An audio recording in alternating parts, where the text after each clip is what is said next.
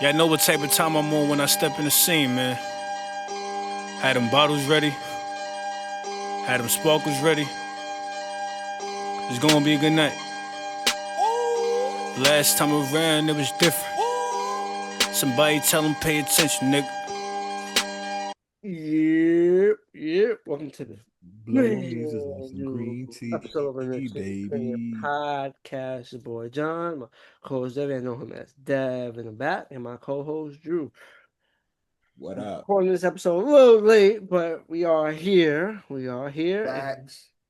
This Life be life, eh? Yeah, it happens. Word. Earlier this week it was summertime. We had like 2 days, 3 days of 90. Yo, it was crazy. It's like crazy high, bro. 3 days of Monday, 90 weather. yo, Monday, Tuesday, Wednesday, scorching. And Shit, Sunday, Monday, nah. Tuesday. Yeah, because Sunday was hot too. Yeah. Sunday was hot too. Now we back to cold. Back to But this is my type of weather though. I like it feels weird It's because hoodie once season. because you go from your that body high. adjusts to that, it's like Right. shit, and then it comes down like it's fucking brick. Yeah, that's a fact. Because It we was had not, the AC but- on, and then we had to turn them shits off because it was like, But it was okay, now it's cold again. But this podcast is brought to you by Culture Castle, sponsored by Don Who LLC. fighting? Let's Who jump fighting? into the madness. Yeah, let's get to it. So let's start with last Friday. They talked about doing the last Friday. Call my phone to say you need Me, baby. So I think they should do a last Friday though. Ha! It's Last Friday. It's a little too you know long. What? It's But too long. it'll be a proper send send off though. I feel like if they do it, I get what it. John's saying, but it's the same thing. Like It's so long now. Again, I don't want it no more. right. Like, So, but that's kind of wrong of you, Drew, because here we about to get Scary Movie 6, and I'm like, yo, we don't want this, and you was like, what do you mean? We get them all in the show them back. Touche. You got me with that. You got me. So, and that I back same, you got me with it. You got me. That's a point. That's a point. I agree with you. I do agree with you because that's my same sentiment. It's like y'all niggas, and I say this when they have. But you know what's the difference between. But you know what's kind of difference? What's the difference? Is that they removed the Waynes. This is the Waynes actually coming back to the series. Right. So in turn, it's kind of like something. It's kind of like something that we wanted for a very long. We definitely wanted them back. Mm-hmm.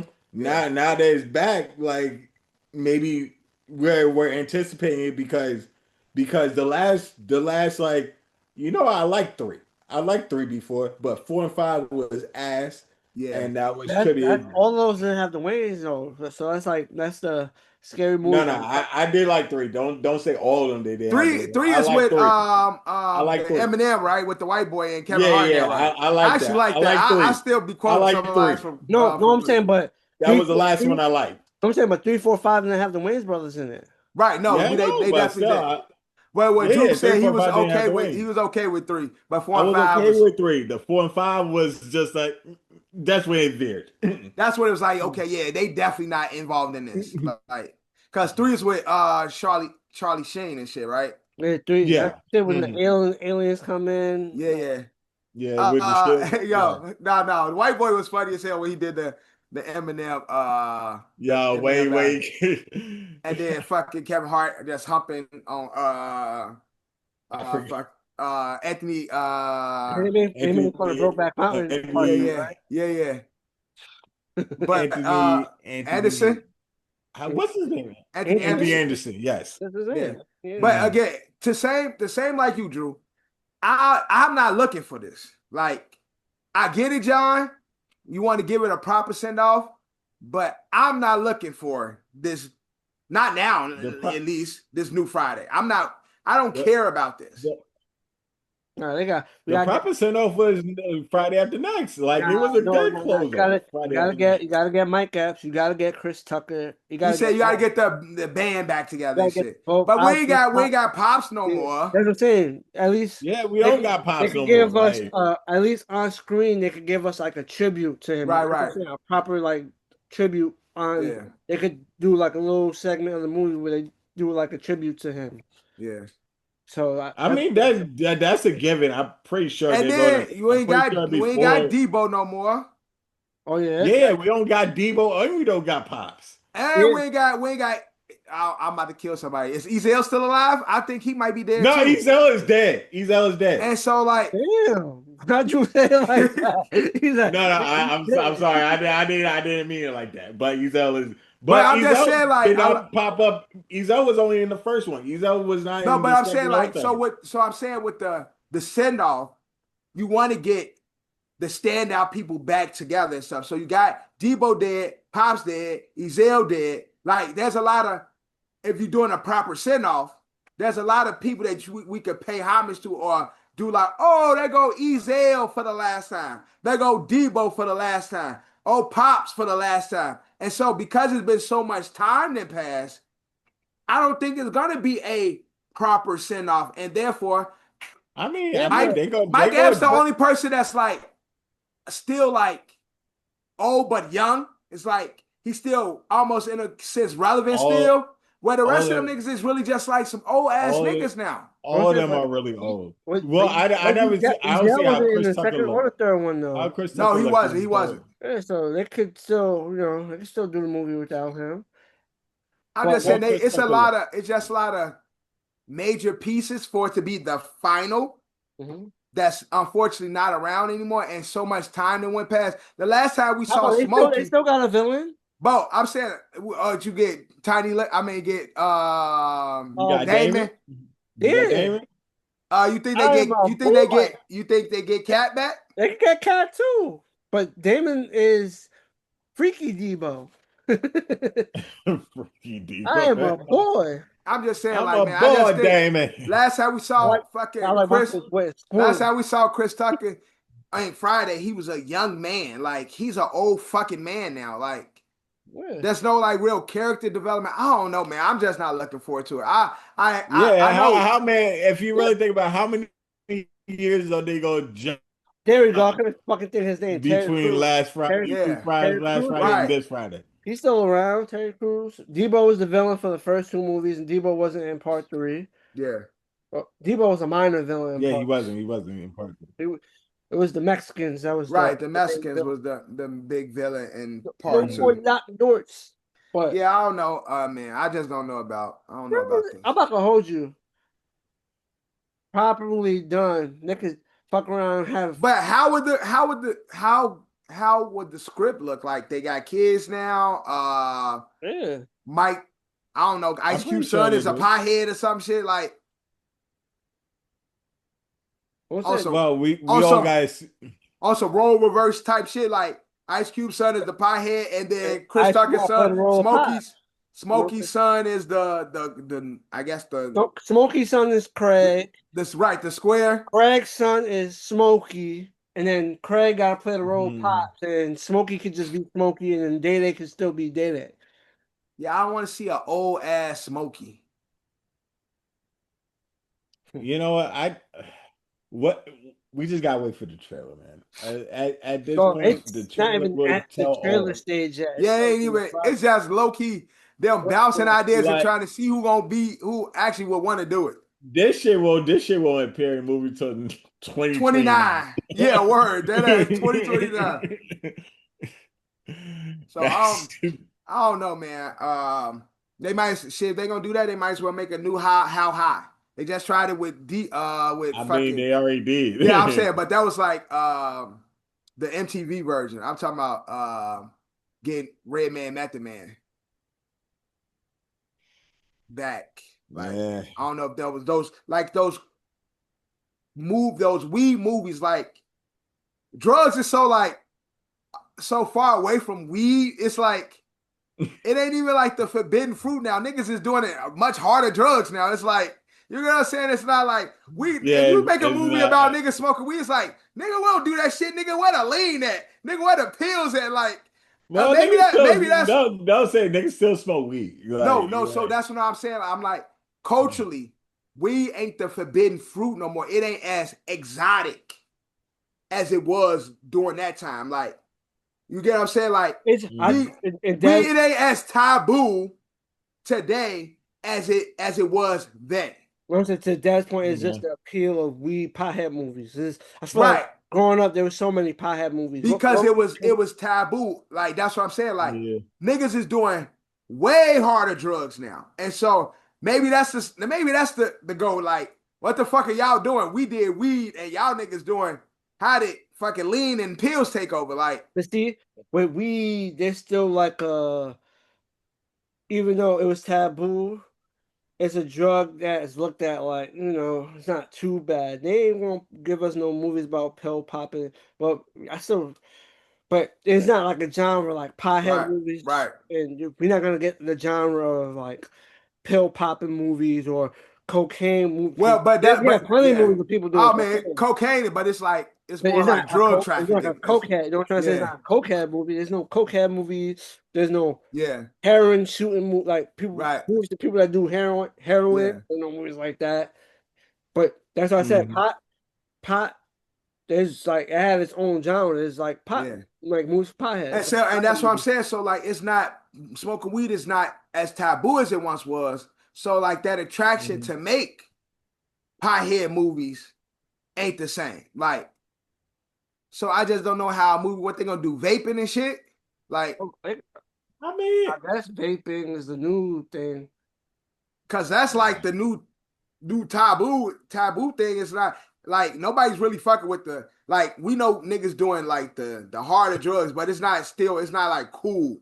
Weed was cool. Like, it was a forbidden fruit, but it was still like, oh, you smoke weed? Like, oh, that's cool type of shit. Like, these other shits don't get that same cool factor. Vibe. Yeah, it's not that same vibe and shit. So I just don't know how a movie that's based on smoking weed, how that lands today. But we'll see 2029 when Friday 4 come out. The Friday after the other one, whatever they call it, they gonna call it now. You got Friday, next Friday, Friday after next, Friday after the other one. It better be the last Friday. Or last Friday. But I don't know. Cue my nigga though, but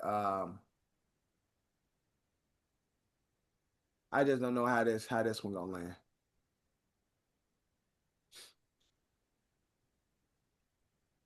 But who is the best member? Let's get into men now are getting procedures done to get the cauliflower ear because they feel like if you get that ear, makes you look more badass. I mean, it's dumb and it's smart because it's dumb in regards to who want those fucking keloid ears.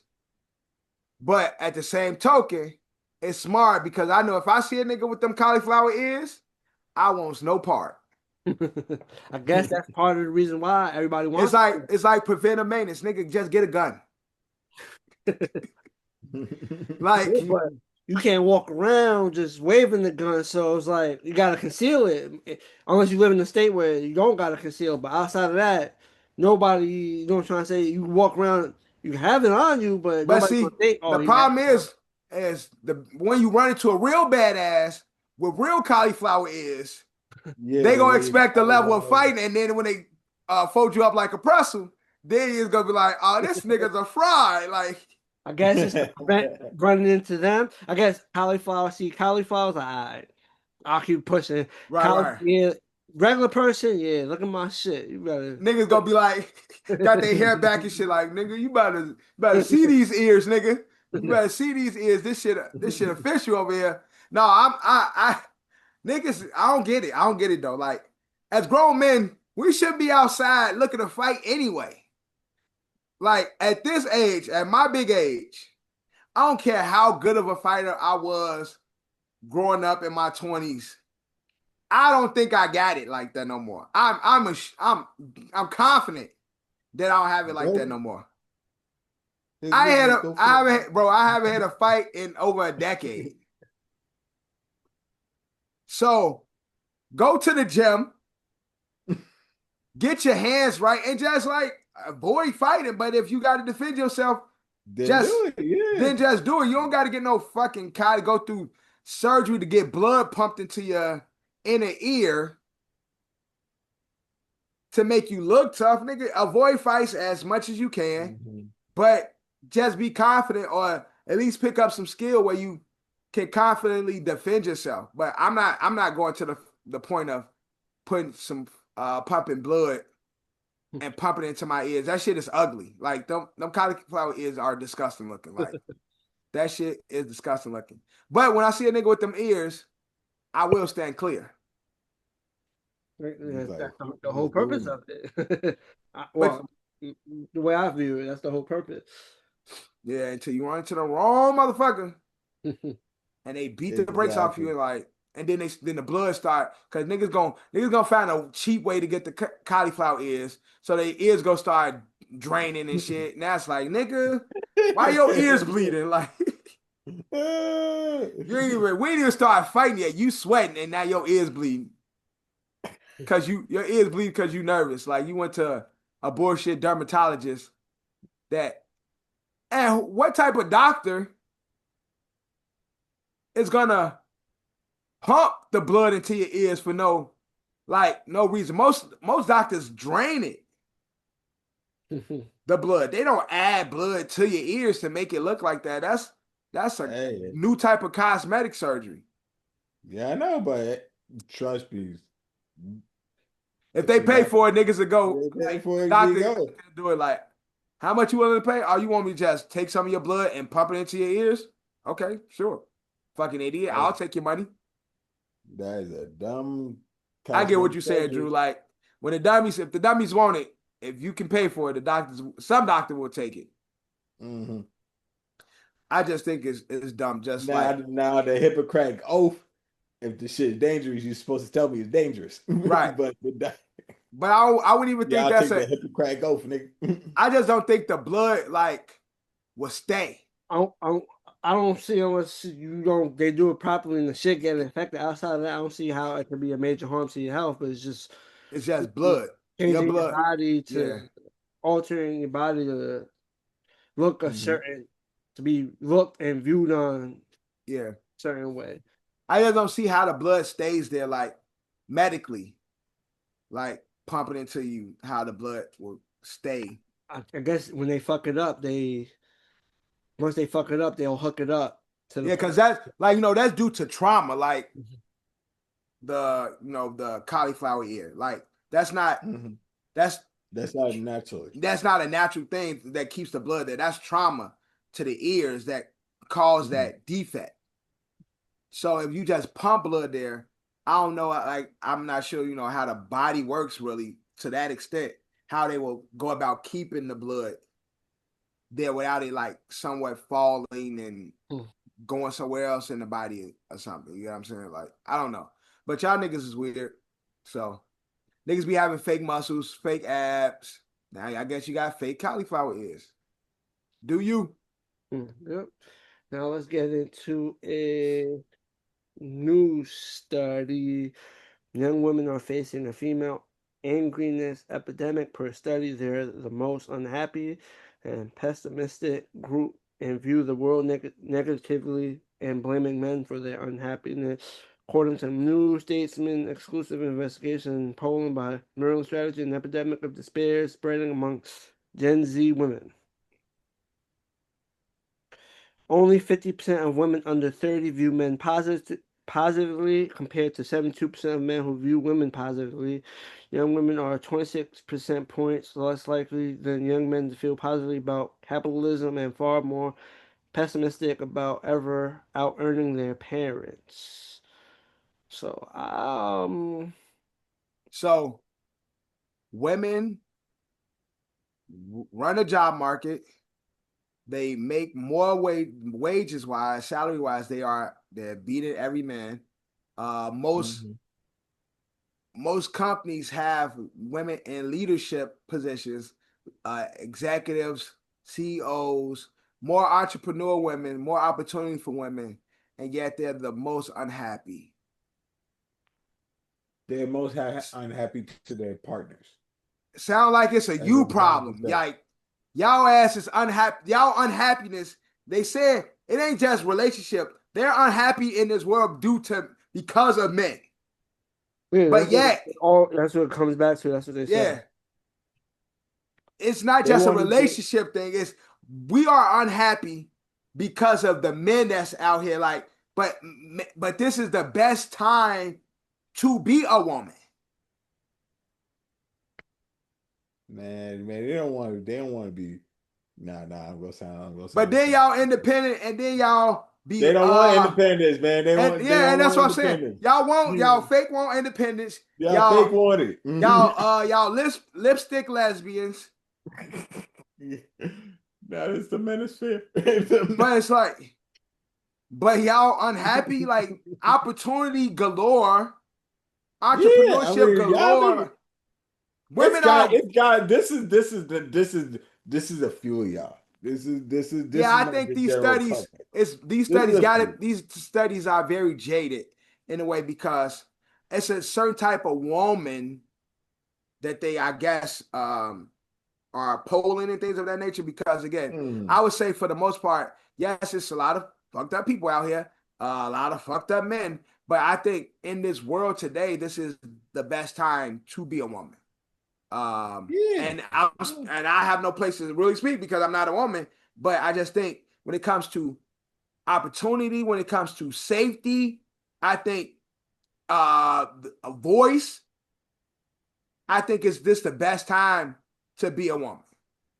I think it just comes to a turn where I hear time and time again, you just can't make people happy sometimes. Like, it's at a point where you just can't make them happy. Like, that's what it is with some of these women that are, as you list, like, it's obviously the women that are mad. Y'all don't got nothing going on for yourselves. Yeah, because my whole question is like, I get it. There are fucked up men out here, but what more can men do in today's world to make women more happy? What was done previously in a time where if my meal wasn't home, I'm beating your ass. If I had a bad day at work, I'm beating your ass.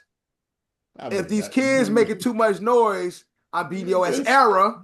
Stop it. I'm saying in the era when that was once a thing, where it was the way things were, women that have a voice. What do today's men have to do more of to make women feel happier, feel more complete? Don't stigmatize the back then. Cause them niggas was wild. Don't stigmatize them, man. Like, not every man that was wild. Yo, no, that wasn't every man. Nigga got two families on the same block. And you knew about it. And that man made it work. Right. And he made it work. Right. He made it work. But nigga openly cheating on you. You see the little nigga down the street that look just like your kids.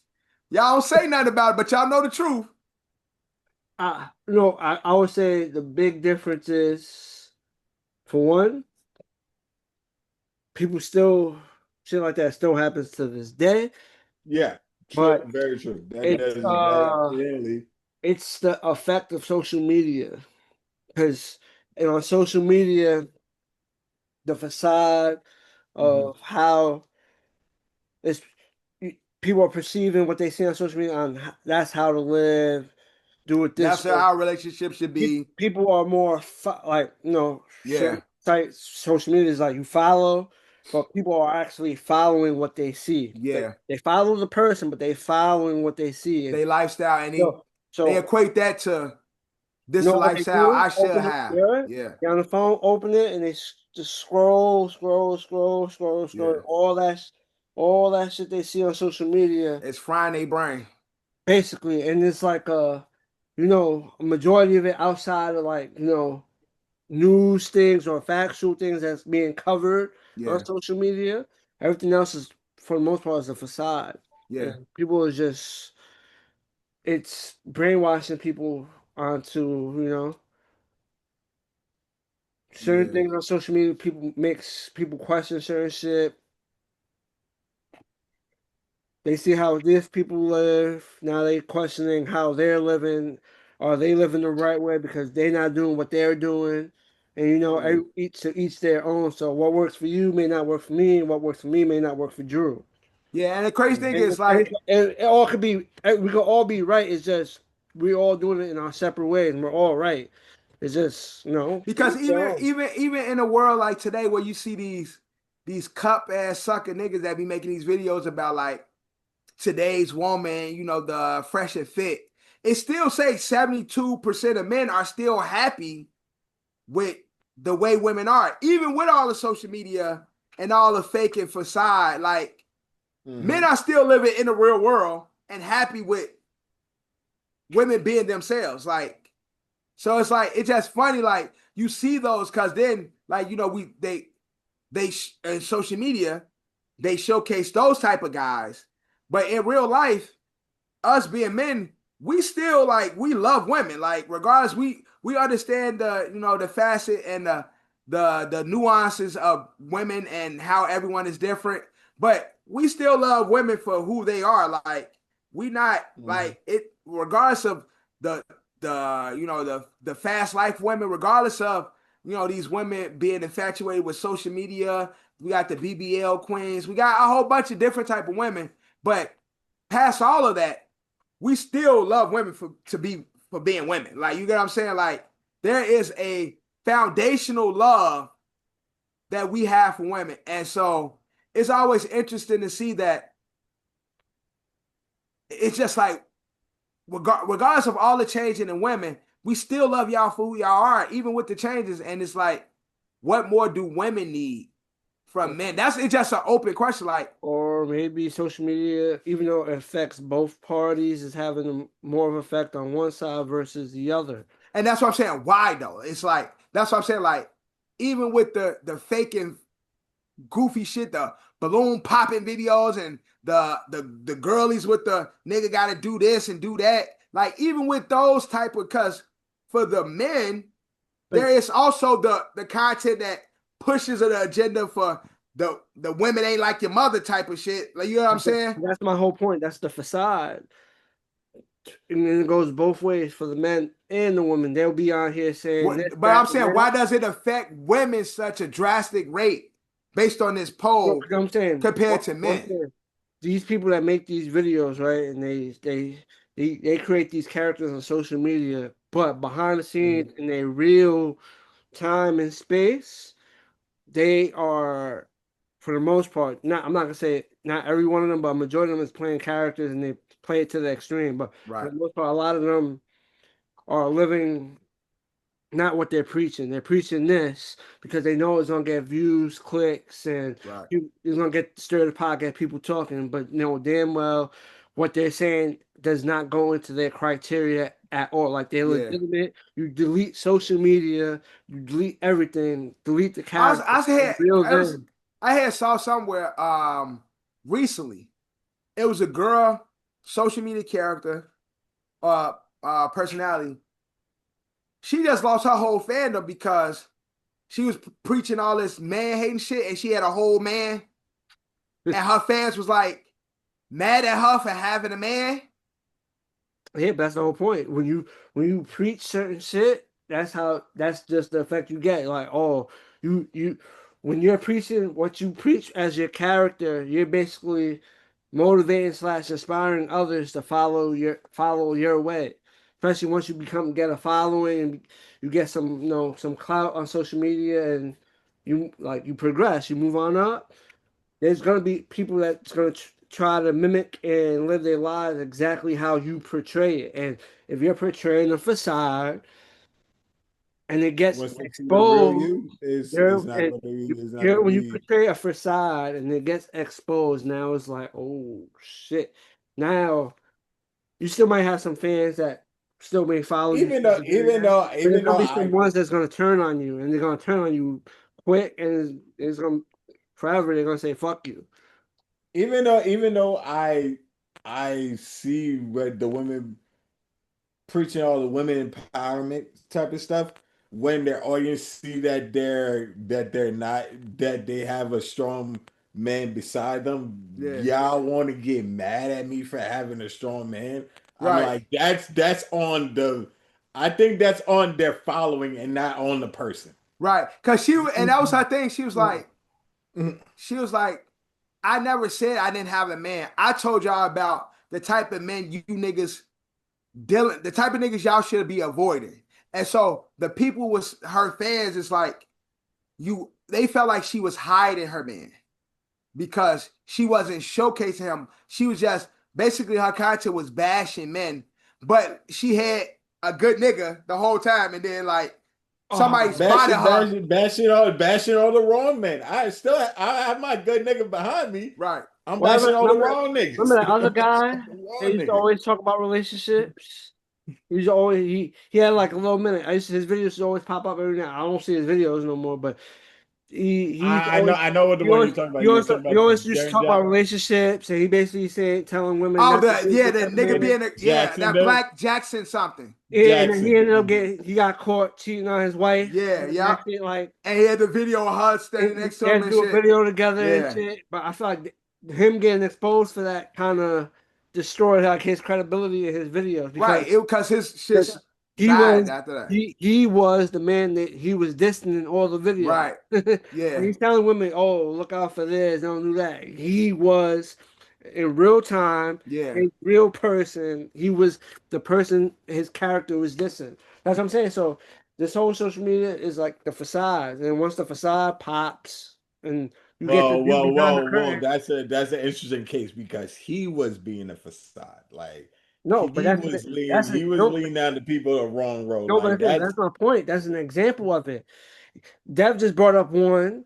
She said a woman that was talking about men are bad. I hate men, but whole time outside of social media, you watching. She had a whole happy relationship and shit. Yeah, I'm saying that's the whole point. Two things in that situation. Two things can be true. I still have my good man behind me. All men is not equal to what I got here. Yeah, but like, that's not. I can't. Two things can be true at that point. No, your point is correct, but the way Dev is, because I don't know the female he's talking about, the way Dev is presenting it to us, she was on fuck all men, right? Hate men shit, right? Men ain't shit, and meanwhile she's telling women that and motivating and inspiring women to also think that same way. Whole time she has a man. That's the way Dev basically is. Yeah, she was like, man ain't shit. This is, but she also, it's like subliminal. Like, this is the type of man you should be looking for. Not saying like, give an example. My man is this type of man. Like, she just, and that's why fans felt the way about it, because it felt to them, they felt it was very secretive about it. Because but what you just said, she gave the right, but not saying like right, exactly, but not saying example, my man. She don't want that man out there. I'm saying about her following perceived it to be a single woman saying, look out for men. She never made it. She never made it clear that she was in an active relationship. She never gave any probably dude didn't want to be like a part. No, that's be out there like that. You know what I'm saying? But that's understandable. But it's like she never hinted to her having a man. That's the problem. Yeah, so she's saying all this. Meanwhile, she's living happy. Which nothing wrong with that, but it's just when you create a character, you gotta understand once people expose you, especially you take the negative route or you're pushing, oh, I hate this, negativity shit. Once that gets exposed, people will be quick to expose you. Like, okay, this person, in their mind making points, but okay, yeah, we hate men, fuck men, and shit, and then wait, time out, you have a man. Whoa, that's not what this. That's not what you're selling to everybody else. Man, that's not what you're preaching. Man, 80% of those women was lesbos, man. But I'm saying once that is revealed, that's where it all is like, okay, that's it. People get on social media and play characters. That's how you get the money. You gotta play a character. They didn't like men to begin with. You could be yourself, Lord. You could be yourself and make the money, but nobody wants to be themselves. Everybody wants. But that's why I miss my guy. What's my guy that died? Oh, Kevin Samuels. Kevin fucking Samuels, man. That guy was great. That guy was great because Kevin Samuels also played it to the women shit, but he was also very straightforward in the sense that he talked shit about men and women. Like yeah. You know when he was talking shit about men, yeah, obviously he was playing a character. Get no damn traction. Yeah, they get no traction. It was just the women shit. No traction. You know what I'm saying, but he was never exposed to where it's like someone could say, "Oh, look at the woman he was dealing with," because he did when the woman's like, "Oh, what would you rate me?" and he was legit. Right, it wasn't like he was rating something, and then he come out with some Wesley Snipes looking woman. You know what I'm saying? But if they had the opportunity to expose him, because that's what I'm saying, we will never know. Yeah.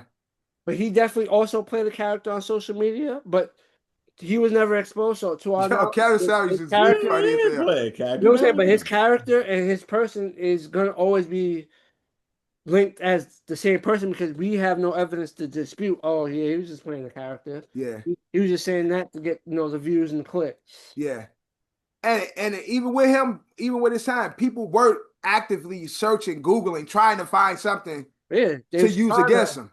Because once you start irking people's feelings, they try to get you. Because he even during that time he was like, y'all didn't come out, y'all didn't say shit when I was talking shit about men, like. But now that's because I think women are like, when it comes to sensitivity, women are more sensitive than men. When you bash men is going to be like, who the fuck is this nigga?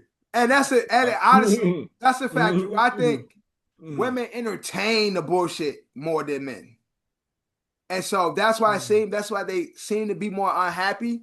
Because like you said, a nigga be like, who the fuck is this nigga? Fuck that nigga. Like, I don't care what that nigga say. Like, you know what I'm saying? Whereas women are actively on social media looking for the opinions of others about themselves. Motherfuckers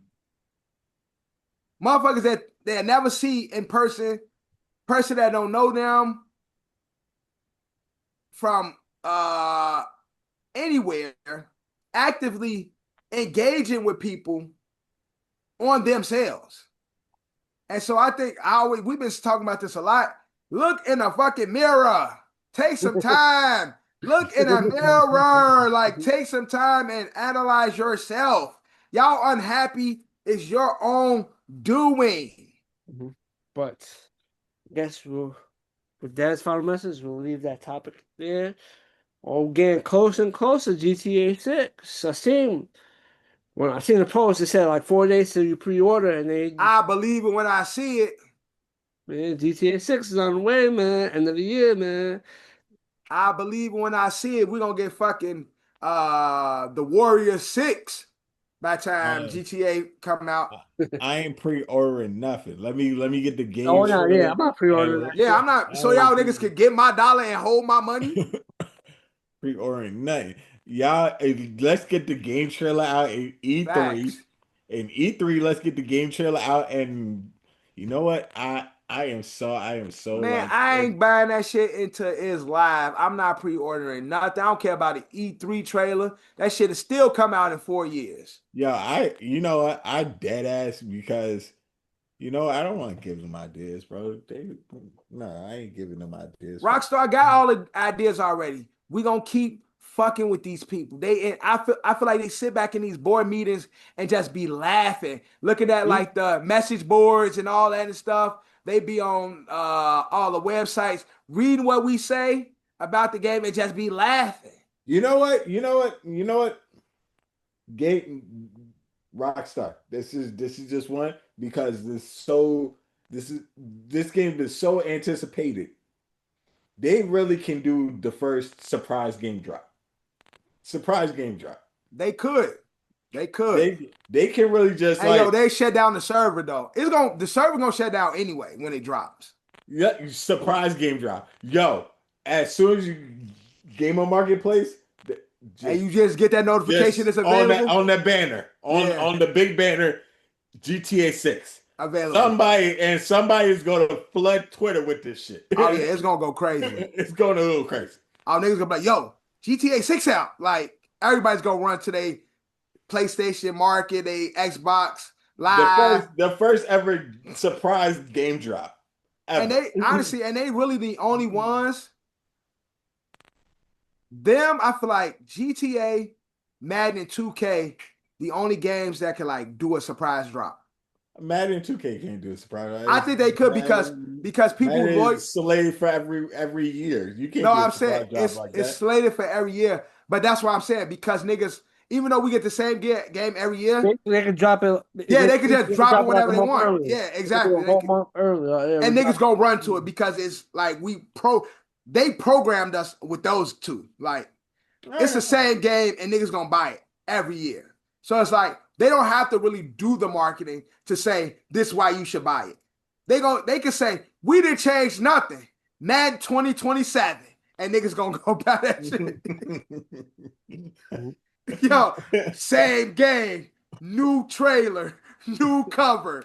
Go buy it, and niggas gonna go pay their $89 for the bonus edition. You got the regular edition that got motherfucking Patrick Mahomes on it, and then you got the celebrity. I mean the All-Star or Gold version that got fucking Drew Brees on it. Like nigga, they drop the same game every year, and niggas gonna go out there and pay versus 69 and 89. Yo, and I always see that like in the past like 2Ks. Is there a really like a big ass difference between like the original and like the special edition? Is there like a difference between two games or no? No, there is no difference. It's just it comes with certain stuff. So it's like the free one, you just get the game, right?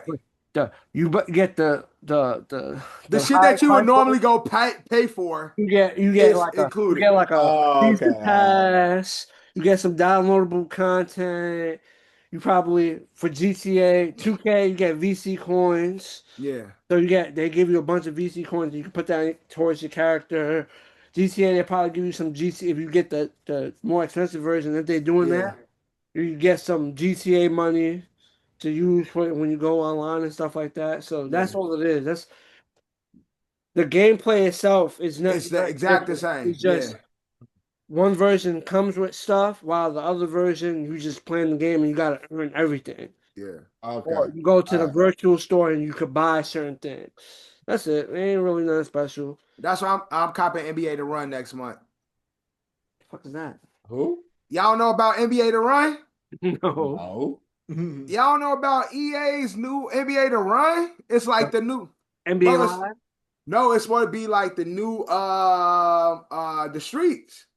NBA Streets. Y'all follow. See, y'all be following these. The NBA got a new game coming out, 3-on-3 game called NBA to Run. It drops June 6th. This is just called the Big Three.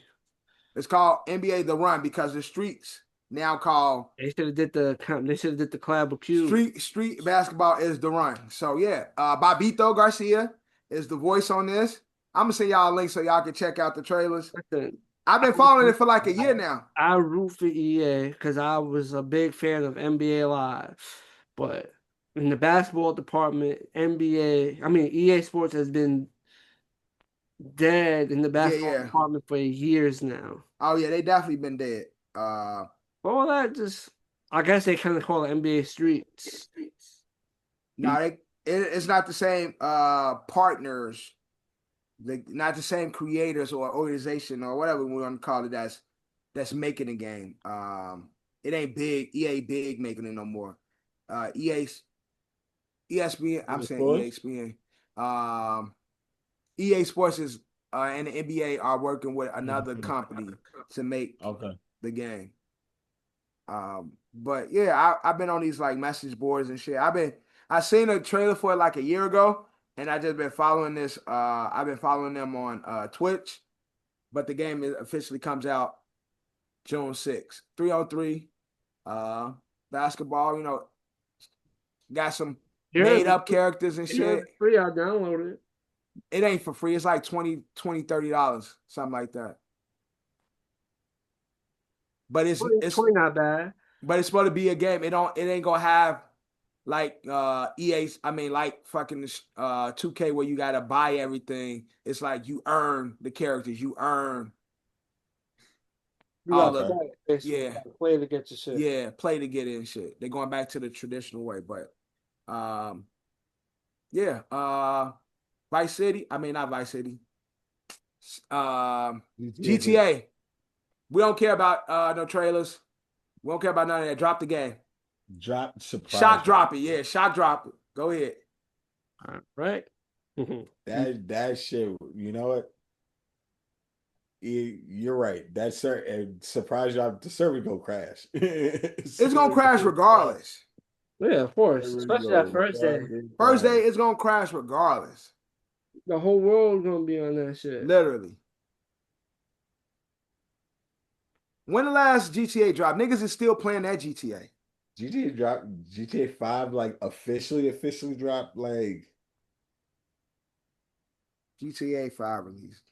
Officially dropped. Not all like 2013. 13. God damn. Yeah, I'm stuck on.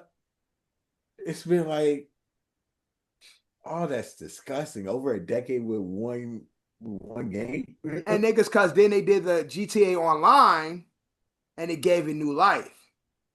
And then they was doing little drops there where different gameplay, and people was on GTA Online for the longest. Niggas still playing GTA Online, and so. Shit, people do the whole shit. People, the whole GTA servers. Right. Rappers got GTA servers. GTA servers. Niggas created a whole Chicago. Like, niggas be doing wild shit on GTA Online. So it's like, niggas still playing GTA like since 2013. So that means if we gonna finally get this, we probably won't get another GTA for 20 years. That's a fact. Shit. It's gonna be a different world. You gotta just make this the final one, my nigga. Rather just GTA 6 is the final GTA. Y'all niggas be happy with y'all niggas just be happy with online. This is the final GTA. Right. Nah, every game system, every new system dropping, they're gonna drop a new GTA for it. So as long as they keep making game systems, they're gonna drop us another GTA. San Andreas is the best GTA. Definitely my favorite.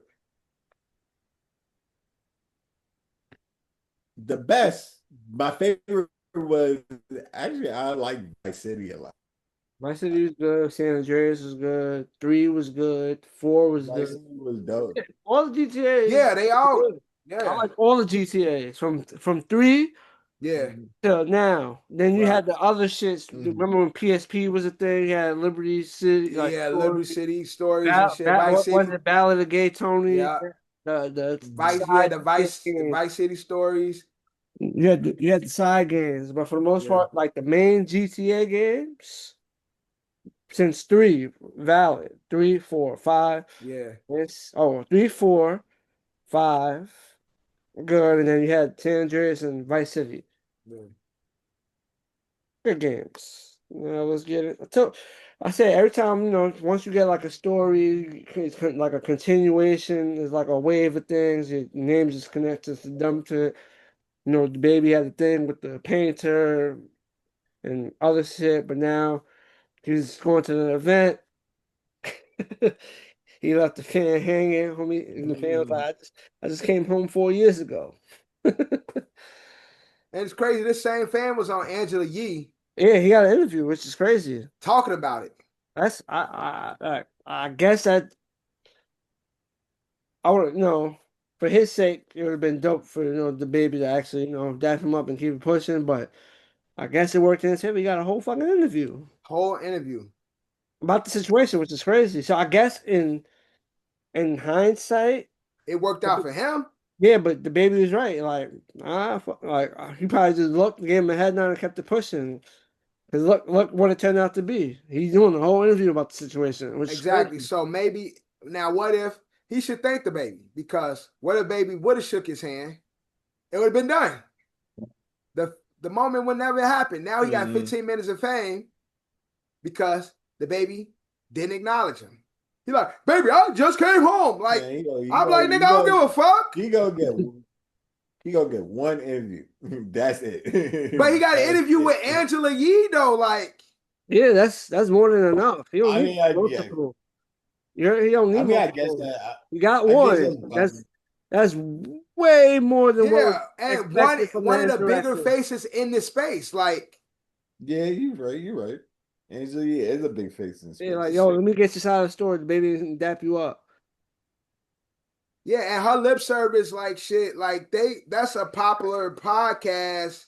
Oh, it was on lip service. Yeah. Not on the actual, not on our radio morning show. It was lip service. Yeah, I think so. I'm not exactly sure which one it probably was. On the radio show. You know what? It probably a story like that would be on lip service and not the actual morning show. It's a podcast story. It's not an actual morning show story. If it's just it will be on lip service. Dude I get that, baby. I'm fresh out, man. It's like, nigga, so what? I get that being on lip service. Yeah, it was on her podcast. It was on the podcast. Yeah, lip service. Yeah, that makes much more sense. But again, it's still like you're still on a big platform with a big face in a market or a social media space. And so if baby would have shook his hand, it would never even happen for him. Now we get to learn about who you are, and then now maybe somebody else see you and say, okay, let me give him another 5 minutes of fame. So you welcome, buddy. You welcome. Because the baby didn't shake your hand, and now you got a moment that's gonna last until tomorrow. The moment is done. Right, exactly. The news cycle is going to be forgotten about in the next 2 days. That's a fact. But I just don't understand these niggas now. Y'all don't learn with the baby. Y'all haven't learned yet. It's not enough examples out here for y'all niggas not to say nothing to this man. For you niggas not to expect any pleasantries from this nigga. At this point, they just doing it to get. You know what? Doing it for the moment. That's what it's looking like. They're doing it just to get their moment. He wanted that reaction because when the baby just walked by. Yeah, that it didn't warrant that reaction. That's what he was going for. Yeah, he had his whole script out. The baby is going to deny me. This is what I'm going to do. Yeah, that was all set up. He wanted the denial so bad. Yeah. If he had the baby acknowledge him and give him a dap, it will throw his whole shit off. Right, he would have been like, "Hold on, wait, you shook my hand." His fucking head would have exploded. Like, hold on, you really shook my hand? That's not what I was looking for. And they baby like, yeah, how are you, sir? Like, you good? Oh, you just came home? Like, welcome home, brother. Hope you're doing good. Oh, that's too much. He would have went crazy. His head would have exploded. He got exactly what he wanted. And plus, when you the craziest thing, when you say you came home about 4 years, because you did say you came home 4 years ago, right, nigga? You ain't like you just came home now. What am I supposed to do with that information? You right, came nigga, home 4 years ago. You've been home, baby. Right, exactly, nigga. You been home. Been home. I came home 4 years ago. Okay, nigga. Like, that's what I'm saying. Like, what's the type of? That's what I'm saying. I would be like, okay, what the fuck? Okay. Glad you staying out of jail. You doing right, nigga. Right, nigga. Oh, so you back in the world as you should be, nigga. Like, I'm like, you're an upstanding man in society. Right. 4 years you stayed out of trouble. Right. Now you're a productive member of the community. Like, oh, good for you, brother. And he had freckles. I'm afraid of black people with freckles. Like I'm afraid of black people with red hair and I'm afraid of black people that got like blatant freckles. Like they scary looking to me. How the fuck? That is weird. I'm telling you, they look weird. Because a lot of light skin, because as I see now, as the makeup goes away, a lot of light skinned black people have freckles. No, I'm talking about, so let me be more specific. I'm talking about the red looking people. Like you talking about gingers? Right, the black gingers with freckles. That's what I'm talking about. The black gingers with freckles. They are terrifying looking to me. Oh, then you be terrified of my cousin then. Especially the men. You be terrified of my cousin. They scary looking. My cousin got red hair with freckles. Yeah, that nigga be terrified. I'll be like, yo, get your man. My cousin Dave. I'm like, get your man, Drew. Hey, tell me when day you leave. He lived in Chicago too. He a fireman. That's probably one of the niggas that I've seen growing up. Probably. Yeah, I have fires where you at? I guess Chicago. But firemen report to all types of situations, not only fires though. So now I used to go to school with this nigga Red, rest in peace. We called him Big Red and shit. He was a redhead. He was also a bully, but that nigga was terrifying looking. And I was just telling that nigga like, you scary looking. See, that's why you don't like redheads. You scared Big Red. No, I wasn't scared of the nigga. Don't say I was scared of the nigga. I would never scared of the nigga. I wasn't scared. I ain't scared of nobody, nigga. Scared Big Red. That's why you hate you for redhead white. Nah, black that's where I noticed how terrifying redheads gingers are. Black gingers are. That's how a therapist gets you. Like, oh, that's how they be like, tell me about your childhood. This explains your whole way of being right now. Well, that's therapist right there. No, Red was one of the GDs, that was one of the guys. But I used to tell him like, bro, you terrified looking. He's like, bro, what's up saying that shit? I'm like, yo, you ugly, you red, you big with red hair and freckles. Like, that's terrifying. You see, that's why you don't like black people redhead. You all because of Big Red. It could be that. Rest in peace, Red though. But let's get into fighting robots. I guess Real Steel. It's happening. I used to watch Robot Wars growing up. Into the field, man. Let me get me a robot. Robot Wars is much different. That was like motherfucking Robot Wars was fucking remote control cars with fighting attachments. Like, I mean, it was that was a big Beyblade and shit. Like, yeah, but shit was cool though. Like, no, it was cool seeing them make their robots and have them fight. Yeah, it's still a cool thing to watch. Yeah, but this is actual standing up, kicking and shit. Like, you see, whole time they set you up with the shit, you controlling both your hands with the headset, and you just doing the shit. But y'all see that robot it was like a bunch of women, and that motherfucker was going crazy, and it started kicking like it was like something in like Asia. And the robot went crazy and started doing some karate kicks. I guess it was on the wrong mode, and started kicking at this festival with women and started kicking bitches and shit. Like, I was saying, you seen the robot that was they had the robot trying to dance Michael Jackson, and then and it wowed out. Once it tripped over the steps, it was over. That shit was down for the count. Like it tripped one time, got back up. Got to the dancing, and then it tripped, and after that second fall, it was over. The first trip made short circuit. Like it was trying to like reboot, but then once it got to the steps on the second, it was like Mayday, Mayday, looking like Alfred from Mortal Kombat. I mean from Power Rangers. Ay ay ay, ay ay ay. Y'all better stop playing with these robots, man. Like, leave these robots alone. Oh man, that shit was funny. I like what you were talking about, Drew. I like those type of robots. The former Robot Wars and shit like that. I like those type of man-made robots. A big ass remote control car with a hammer on top. I like that. It got a fucking buzz saw on it. Like, I like those robots. That was cool to watch. I used to really love that shit. Used to be on Spike TV, I think. Yeah, it was on Spike TV. Because Spike TV used to have all those dumb shows like that. Give me those robots. That's how it used to be. That's Xbox first generation. Now we got the Xbox. What's the new Xbox name? Xbox Xbox Series S is the Series X. Series X and Series S. Series X, Series S. But you see, it's just evolution. My Xbox never tried to attack me, so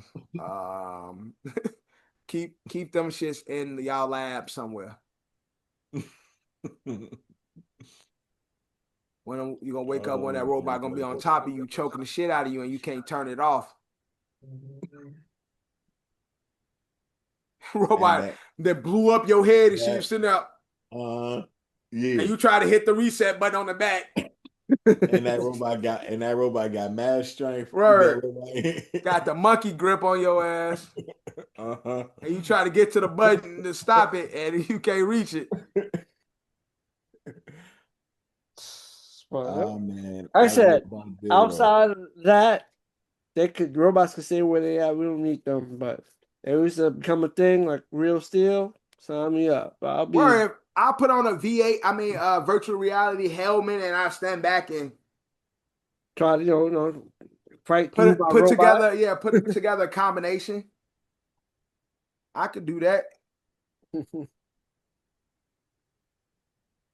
But let's get into Michael, man. Michael, years later, passed his career, and years later, after he passed away, still doing them. He has the #1 movie in the world while having the #1 song in the world. It's crazy. Yeah. People love Michael, man. I'm saying he's the greatest artist / entertainer ever. Yeah, I mean, we have this, we have this conversation all the time. I mean, it's to be expected, with the success of the Michael movie that people will. Plus, with the success of the Michael movie, his music was going to go up. People going now, like, it's being brought to a new generation because, literally, and it's crazy because I got first graders, second graders, third graders singing Thriller, singing Beat It, like, because of social media, the movie being out, like, so there's like a new generation of kids and young adults, teens, adolescents that's now listening to the Michael stuff, and so it's to be expected, but it just shows how great the music is. Like, it's timeless music. Like, you know what I'm saying? This music came out, a lot of it when we were little kids, like probably like 40 years ago. Yeah, like Beat It. Thriller came out 43 years ago. And so that's what I'm saying. Niggas, we weren't even alive. Yeah. It was a few years before I was even, And so like for I wasn't even a thought yet. So for us to be here like now and seeing these records, like, and it said Michael had like a #1 in every decade since he's been a music artist. Like, he's literally had a #1 in the 80s, 90s, 2010s, 2020s. Like, his records have been #1 on the billboards like in every decade since he's been a solo artist. Like, it's crazy. There was never a Thriller. If you would have did a whole thriller tour, holy shit, there was never. Joe Jackson was on something. There was never a Thriller tour. Yeah, Mike Jack never did a tour for Thriller. It was just crazy. That's crazy. Like, all the albums got tours, but when he came out with Thriller, they did more Jackson 5 stuff. Yeah, they did the Jackson 5 reunion shit. Oh yeah, that's when the American Dream tour. The tour where Michael Jackson was still. Yeah, he did the American Dream tour. Keeping it so his brothers could keep checks coming in. Yeah, but still, like, I think you should have let the Thriller tour had his own tour. You should let Thriller rock, and then off the back of Thriller, get the Jackson 5.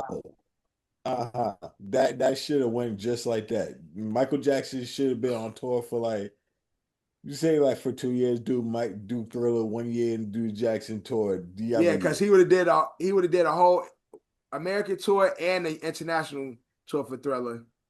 And then do the American Dream tour, whatever it's called, the American something tour that he did with the Jacksons.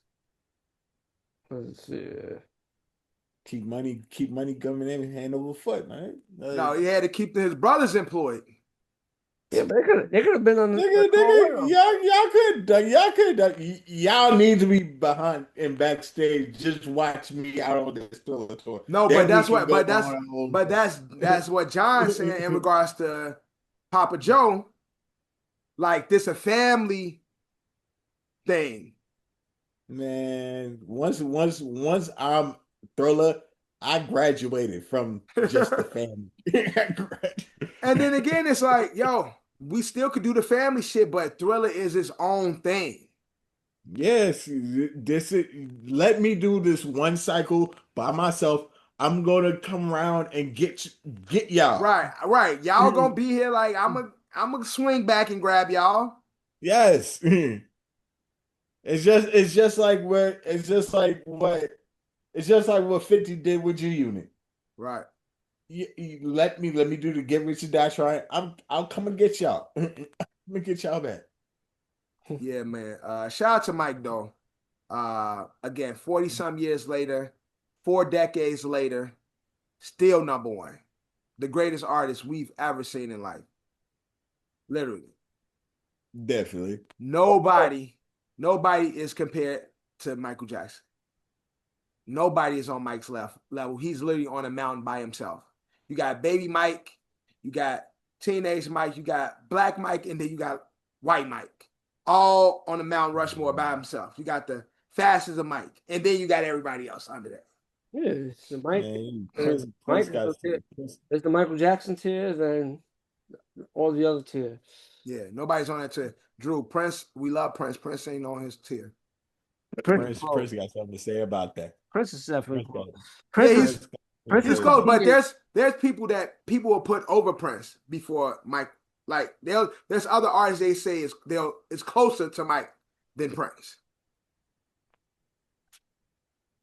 Diana Ross. And I ain't not even like, you could say Diana, but you could say you can make the arguments for certain people, but people will make the, like, for the Paul McCartneys. Prince was legit putting music out when Mike was putting music out. So right, but that's what I'm saying. Like the Paul McCartneys, the Beatles, all those guys, like they will put a tier commercially above Prince. Paul McCartney or the Beatles? Paul McCartney. Well, Paul McCartney, because he is the Michael Jackson of. Yeah, but I think I still, as big he is. The Beatles is something different. Then I think the higher. He's still big because he was a part of the Beatles. But he's a part of the Beatles, but the Beatles. So you said his career as a Beatle is bigger than him as a solo. Yes, artist. way bigger. I can see that. I can see that. But like I said, my man Prince was holding it down, and it was competing through them 80s. Yeah, I'm just saying, in the conversation of, like, when it comes to those upper echelon artists and groups and stuff, there's people that culturally they'll put up before Prince, like as saying they're closer to Michael than Prince is. That's what I'm saying. We could speak from our own fandom. I'm not even speaking from my fandom. I'm just saying, like, cultural popularity, there's people that they'll put above, and in regards to like record sales and accolades in the space of music, that they'll put up above Prince and say that these people or these groups is closer than Prince. That's what I'm speaking to. I'm not speaking to level of music or taste or anything of that nature. I'm just speaking to accomplishments and accolades in music, that they'll say there are people before they get to Prince, they'll say other people closer to Mike than him. Possibly. But shout out to Mike. Conversation. Shout out to all the all-time great artists. Hooters said they want to be more child friendly. Nobody want it. Nobody wants this. Could they do it? Maybe nobody wants it, but they've been so much tied to what they've been tied to throughout their whole thing. It's at this point they should just open up another branch and just make it. It's like when the OnlyFans wanted to do away with the porn. Y'all can't. No, this is what we know y'all for. No, that's it. But you right, Drew, because OnlyFans came out and said our content is not this. Like, it's taking its own life. But Hooters, y'all brand has always been Hooters. Yes, attractive women wearing skimpy clothes and chicken wings. Like, that is your brand. And so to say we want to be more child friendly, it does change. And that's like a totally big swing. Right. That's like on the other end of the spectrum.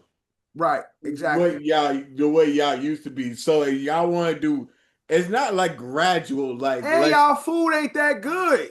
So it's not like, honestly, I had Hooters like once. What was a wing joint? What wing joint is bad? So what I'm saying is, for this big child friendly change, like, y'all niggas gotta make the food better. Make some better food for me to want to come there. Like, the food ain't that great. What brought niggas there was the Hooters. Like, that's what I'm saying. What put butt to seat was the Hooters. So, nigga, like, y'all changing it child friendly. Y'all food ain't that great. It's like, oh, the food is real good. To like be like, okay, I'm okay with them changing the look because the food is great. And what's preventing people from getting the great food is the Hooters. Yo, but it's like the brand. It's like the brand is messed up. Y'all was branded. Let's just say people can't change. I just looked up the closest. It was like this a whole bunch of years. It's one in Atlantic City that we always go to, me and my wife, when we in AC. You know, it's one in Tropicana, right? That's the only one that I know. That's it. Only Hooters I know is in Jersey. I don't think they have none in New York. They don't have. I think the last time we went, one of the waitress was pregnant with little boobs. I was like, oh, this is bad marketing. Oh, you fucked up. Like, how you pregnant with little breasts in Hooters? Like, this is how she still working here. I thought one of the criteria of the job is to have Hooters. You just got some little shorts on. Like, sure, you pregnant and got little boobs? You in the wrong store. You need to go to Five Guys and Fries. My God. You in the wrong restaurant. You got to be in fucking Fridays, one of those places, some Chili's. But I don't see, like, a rebrand ain't gonna do nothing for the business. I just don't feel like it's not gonna give them the growth that they're looking for. Like, keep the shutters down. Nobody want it. Yeah. Unless y'all open a new spot. I told y'all call Buns, and then you get the fake BBLs in there. Now you be a burger spot.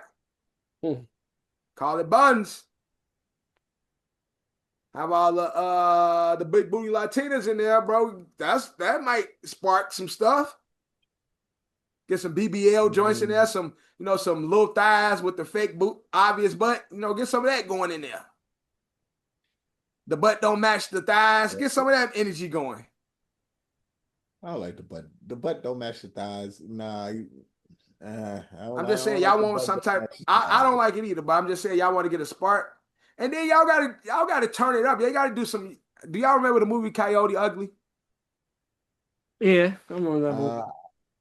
Hooters gotta bring some of that energy where the girls is dancing, like having fun. You know what I'm saying? Like, it gotta be more lively. Mm-hmm. It ain't fun. I'm speaking from experience. I just came from Hooters a couple of months ago. I'm telling you, I just said it was pregnant women with no boobies in there. I'm saying. I'm telling you from. It was one pregnant movie. I'm just saying. I'm giving you the real experience. It wasn't fun in there. It was whack. It wasn't no energy. It wasn't no life. Y'all need to rebrand, but y'all keep the same brand. Y'all just got to make it more lively. Y'all got to get the energy up. Fire the pregnant girl. Fire the pregnant girl with no boobies. It was dinner. That is discrimination. You can't discriminate. How can we, bro? You can't. Yes, you can. We're called Hooters. We got a reason. We literally have a reason to discriminate. Yeah. Like that's one of the restaurants who can discriminate. All requirements. Y'all at least got to have a C cup. Facts. At least. And no babies. Well, you got the babies. They just can't be at work with you. Take that time off. Maternity leave. Take that time off. Go have that little crumb snatcher. And oh my God. Go have that little crumb snatcher and you come back. I'm crying. But you can't be walking around here full baby belly. The biggest thing on you is your belly. Come on, man. All right, so we're going to transition from this rant against Hooters, but I don't know. They could try, but I don't know how. It's been so branded to. It's been so tied to the. Come have these lovely, beautiful women serve you in these shorts and the tank tops. So it's like the whole uniform. They would have to revamp the whole shit. They would have to change everything if they want to go child friendly. Man, and they ain't gonna make no money. They probably struggling right now. Hey, they just filed for bankruptcy. Y'all gonna say bankrupt if y'all want to throw some family shit up in here. Right. We already got hookah bars. We got enough child-friendly places out here.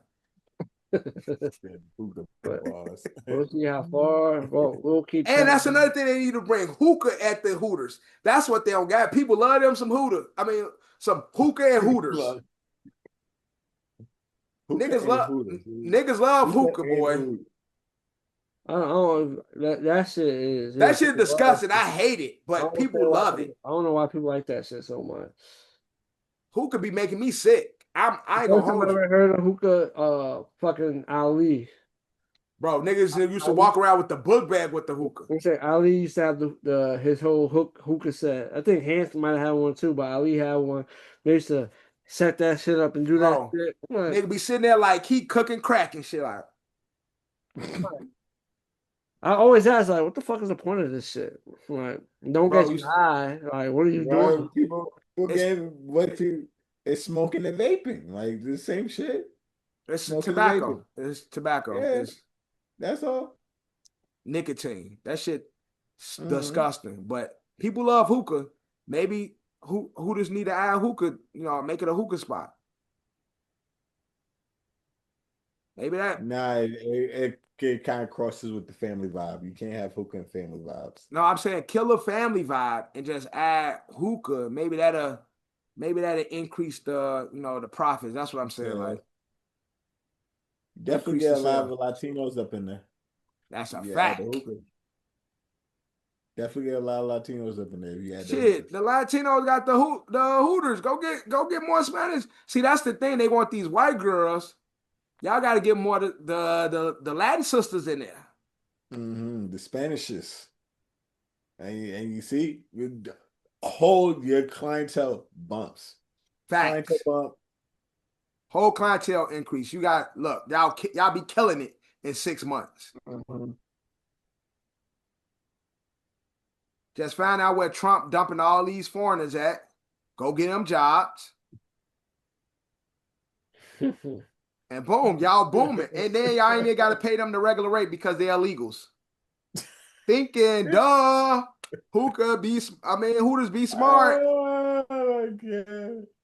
Y'all house them and have them work. Bro, y'all don't think, man. All right, I'm done with Hooters. Now the rant is over.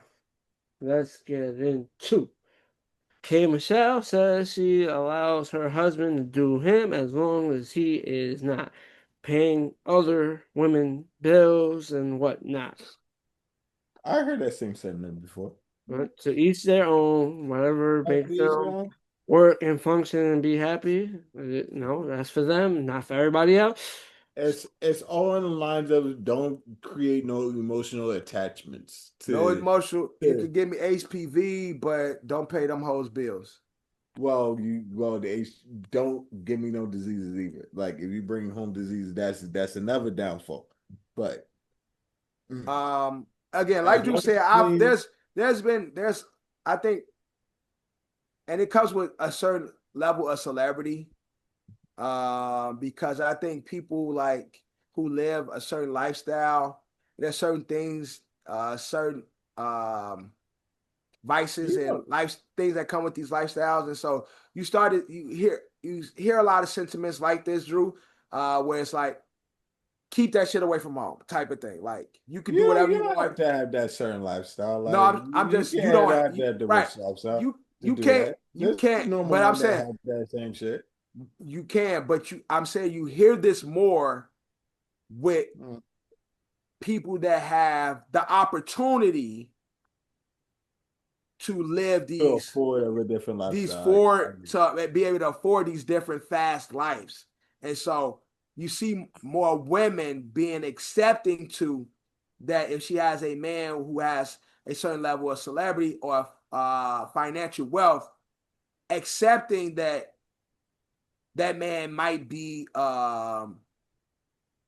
have a lot of choices. And so as long as that man is taking care of their bills and their home and keeping all that crazy or the other stuff away from the home, they accept it. So like K. Michelle said, go out and do whatever you're doing, but don't be paying no bitches bills, meaning don't be using my money, because when you're in a relationship and a marriage, that's your wife's money too. Don't be using our finances for you to pay for somebody else. Like you could go out and get your rocks off, but don't be using my money to pay for this bitch lifestyle. And I think it's something that's more common than we think in a certain life.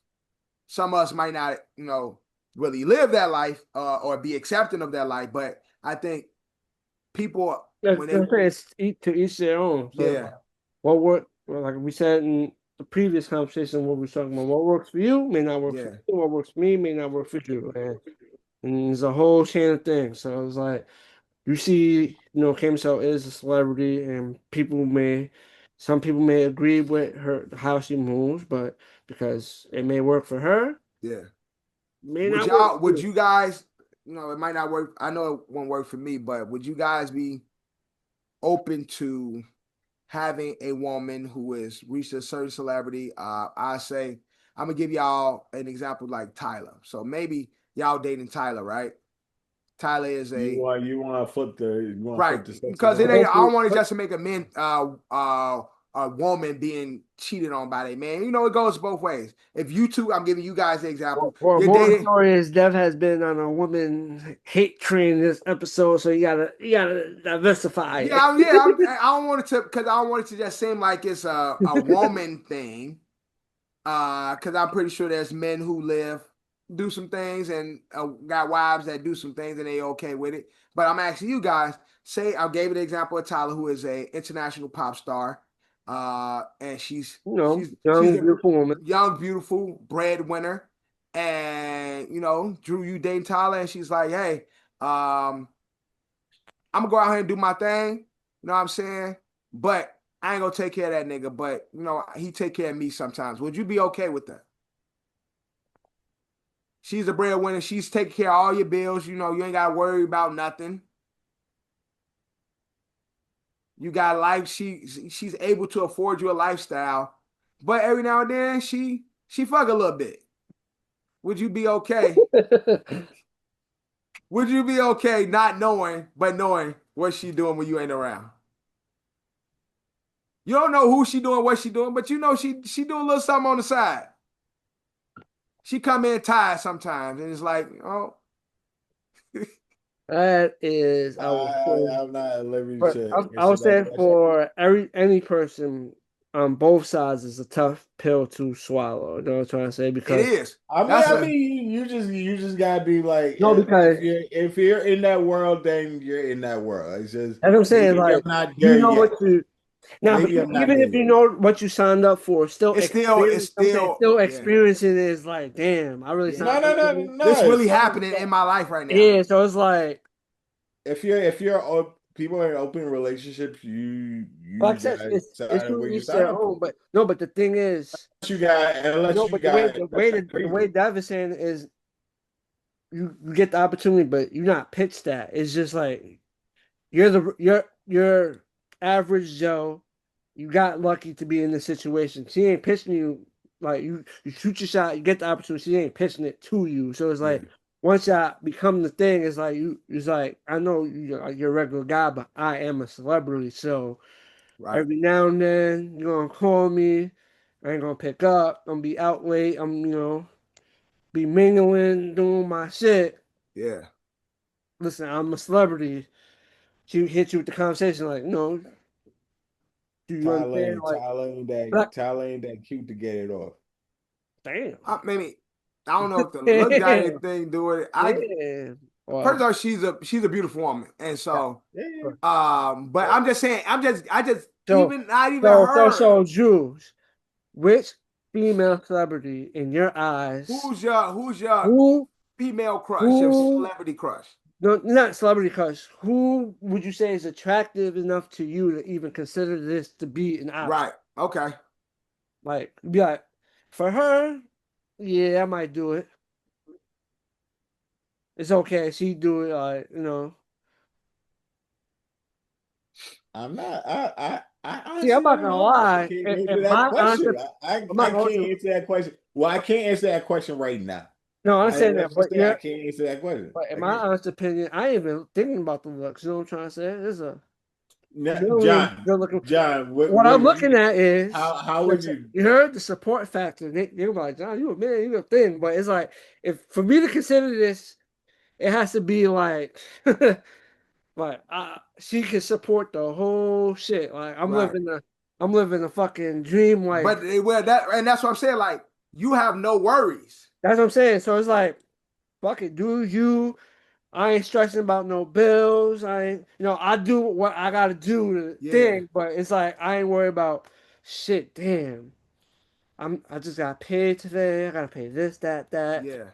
Shit, this is due. It's just you don't look at none of that. You live like you work. It's like every now and then, oh yo, we gonna take a trip. Cause that's what I'm saying. So obviously the attractiveness plays a role, but I'm gonna be looking at more of it to me to consider the finances bank account. Yeah. That's how they would do it. No, that's because if y'all speaking of that, that's why Gabrielle Union, I don't know if y'all ever saw what she said. She was able to cheat on her ex-husband because she made more money than him. Yeah. I remember that clip going, but that's my whole point. It's like for me to consider that, it has to be like, we're talking about multi-million, millions of dollars in that bank account. But as average Joe, hell no. That's a bold ass statement. Damn. How you say I made a bold statement? No, you're talking about Gabrielle Union. Oh, I was gonna say I don't think I'm saying for me to consider it it has to be financial. But again, she said it like even with that, you still, like I said, you still got to experience it. So it's like, and for you to commit to it, you know what I'm trying to say? If I guess it's in that way, you ain't really committed to it. You just hear accepting it. Yeah, you don't really let yourself get vulnerable to the point where it's like, you in like a committed relationship.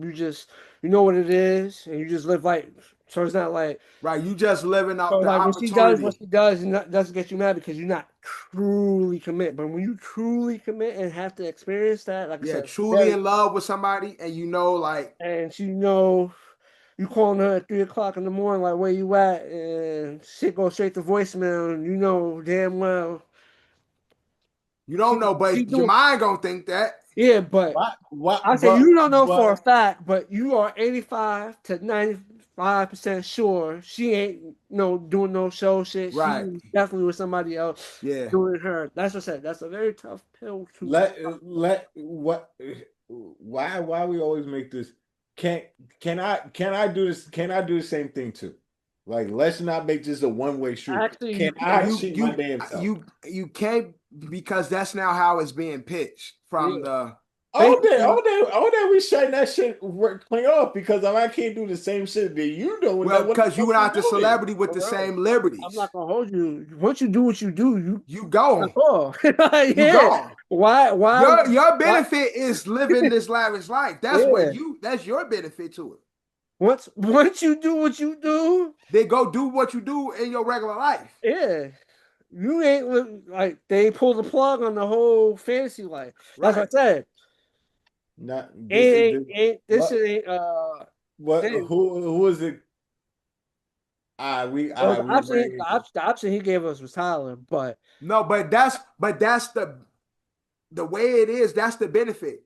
The celebrity gets the freedom to do whatever they want, and their partners get the benefit of a lifestyle they can't afford. But we just totally we started.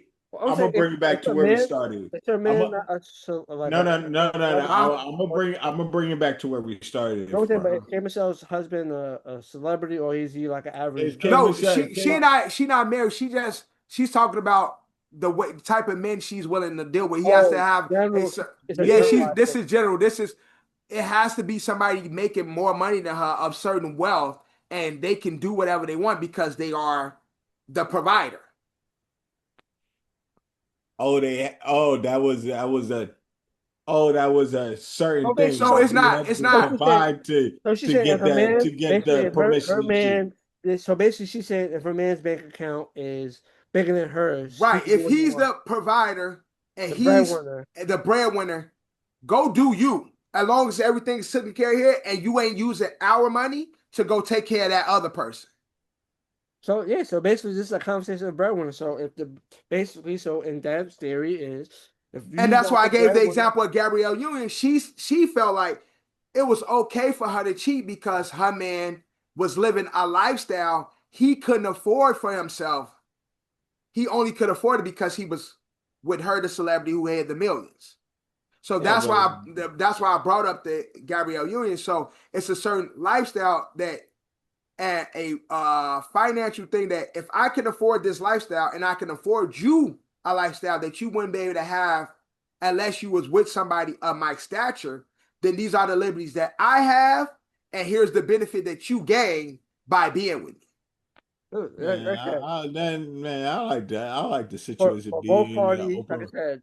Both parties in an open relationship, man or woman. Let it be understood of not being the breadwinner is going to be an adjustment for them to accept. Right. Like I said, they may sign up for it, but when they actually experience it, I get it. Everyone's there's a lot. There's no telling that happens. How you may feel after like a few times, or like is known, or she tells you, or he tells you, yeah, I was with somebody else. Then don't let me know. Don't let me know. It's not, and that's the thing. It's not like they actively have a conversation like, oh yeah, I did this today, nigga. You know something went down. You living it. You comfortable. Yeah. Living to what's understood ain't got to be explained. But like I said, I want to be called Thomas. I don't want to know. That's Mario Waters. Please don't let it show. But because my heart can't. You signed up for it. No, Carl Thomas. Please. That's not Carl Thomas. That's Mario Winans. Oh, Mario Winans. Please don't let me know that. No, what I'm saying is, she's not playing you because Mario Winans is me. No, right, she like, hey, I like how we look up for it. One of his conditions is don't let me know. Then it goes both ways, and you can't ask. So it's like, don't thing, and then she goes MIA. You hear she goes MIA for a little bit of time. Where you's at, or start asking a million questions. So you got to go both ways. You don't want her to know, and that's what I'm saying. Are you guys strong enough to deal with that type of relationship? I said I will consider it depending on the financials. Is the financials strong enough? I could be strong enough. Martha Stewart money. How much money she got? I remember she got locked up. Yeah, that's because you got locked up. That don't mean she ain't got money. That don't mean y'all got money. Martha Stewart got money now. Martha Stewart came out. Martha Stewart came out to money. Or like she just had to do a bid. She just had to do some time. She got a best friend in Snoop Dogg. Then you gotta take it with a grain of salt. But when you Google her shit is 400 million. In the financial category, she's definitely an option to consider when it comes to the attractiveness. Shout out to her. Shout out to Martha Stewart though, but in the financial category, she's worth considering. Yeah, but motherfucker Snoop, she came out to her best friend Snoop. What about Jeff Bezos' ex-wife? Oh yeah, definitely consider. She got the bees. They got bees. Time out. Financially, Martha Stewart is in the conversation, but respect and gracefully, she is 84 years old. Perfect situation. You'll be in the will, John. You'll be in the will. Yeah, like you might be in court fighting family, but you'll be in the will. You'll be in the will, John. All you gotta do is wait out a couple more years. And John, if you beat, John, you gonna take everything. John gotta knock the lining out. Beat it down, John. Financially, she's. That's why we here. Her will just gonna say Jonathan Reyes. They ain't gonna say nothing else. Knock the lining out. John gonna be like that Dave Chappelle episode with Oprah. Yeah. Oh my God. Yeah, let me stop. I don't know. Not one of these people. I should do. Oh, Rob Bass died? Damn. Yeah, rest in peace to Rob Bass. RP. RP. I'm saying I'm gonna Google top 10 richest female celebrities because I just Googled top 10 richest women in the world, and there's a whole bunch of billionaires in here that I do not know. Oh yeah, it's a lot of billionaires in this world that we don't know. That we don't know, man. Yeah, that's what I'm saying. I don't know who any of they are. So, but financially, they will be in consideration because they fit the financial part of the conversation. But Oprah comes out when they talk about celebrities. Oprah with 3 B's. Celebs. When I put I Googled richest celebrities, Forbes list America's richest women of 2025. We just used that. Oprah is that girl. Kim K is on that list. Oh yeah. She's definitely in consideration for that. You know what I'm saying? Rihanna, of course, is up there. Mm-hmm. Yeah. All right, so I got top 10 richest female celebrities at Oprah, Rihanna, Taylor Swift, Kim K, Celine Dion, Beyonce, Kylie Jenner, Jamie Gertz. She's an actress. Don't know who that is. But I'm not gonna hold you. She should be higher on the list. It says her net worth $3 billion, and she's 8 behind people that don't got $1 billion in their thing. Barbara Streisand, and at number 10, Madonna. So, John, you sit with Madonna and let her cheat, and you just live that lavish life? Like I said, everybody on that list financially fit that category. And then, a few of them fit both categories, the attractiveness with finances. So she come home sweating, and she ain't here to show that day? So, more of the story, everyone on that list is for... Like, how you sweating and you got a driver, and you ain't had no show that day, but you come in the house, I need to take a shower. Like, you went at the gym and you ain't got no show today. Don't ask. Man, at least lie to me. Take a shower at his house, then come home clean. Come home clean, smelling good. Drew said, die with the lie. Like, at least let me believe we faithful over here. Yeah, come home smelling right. Dust out that pussy. Drew said, stop, don't come here smelling like latex. Hey, moral stories to each their his own. Let's get into Elon. Elon talking about giving us superpowers. Get that brain chip, get them superpowers. X-Men.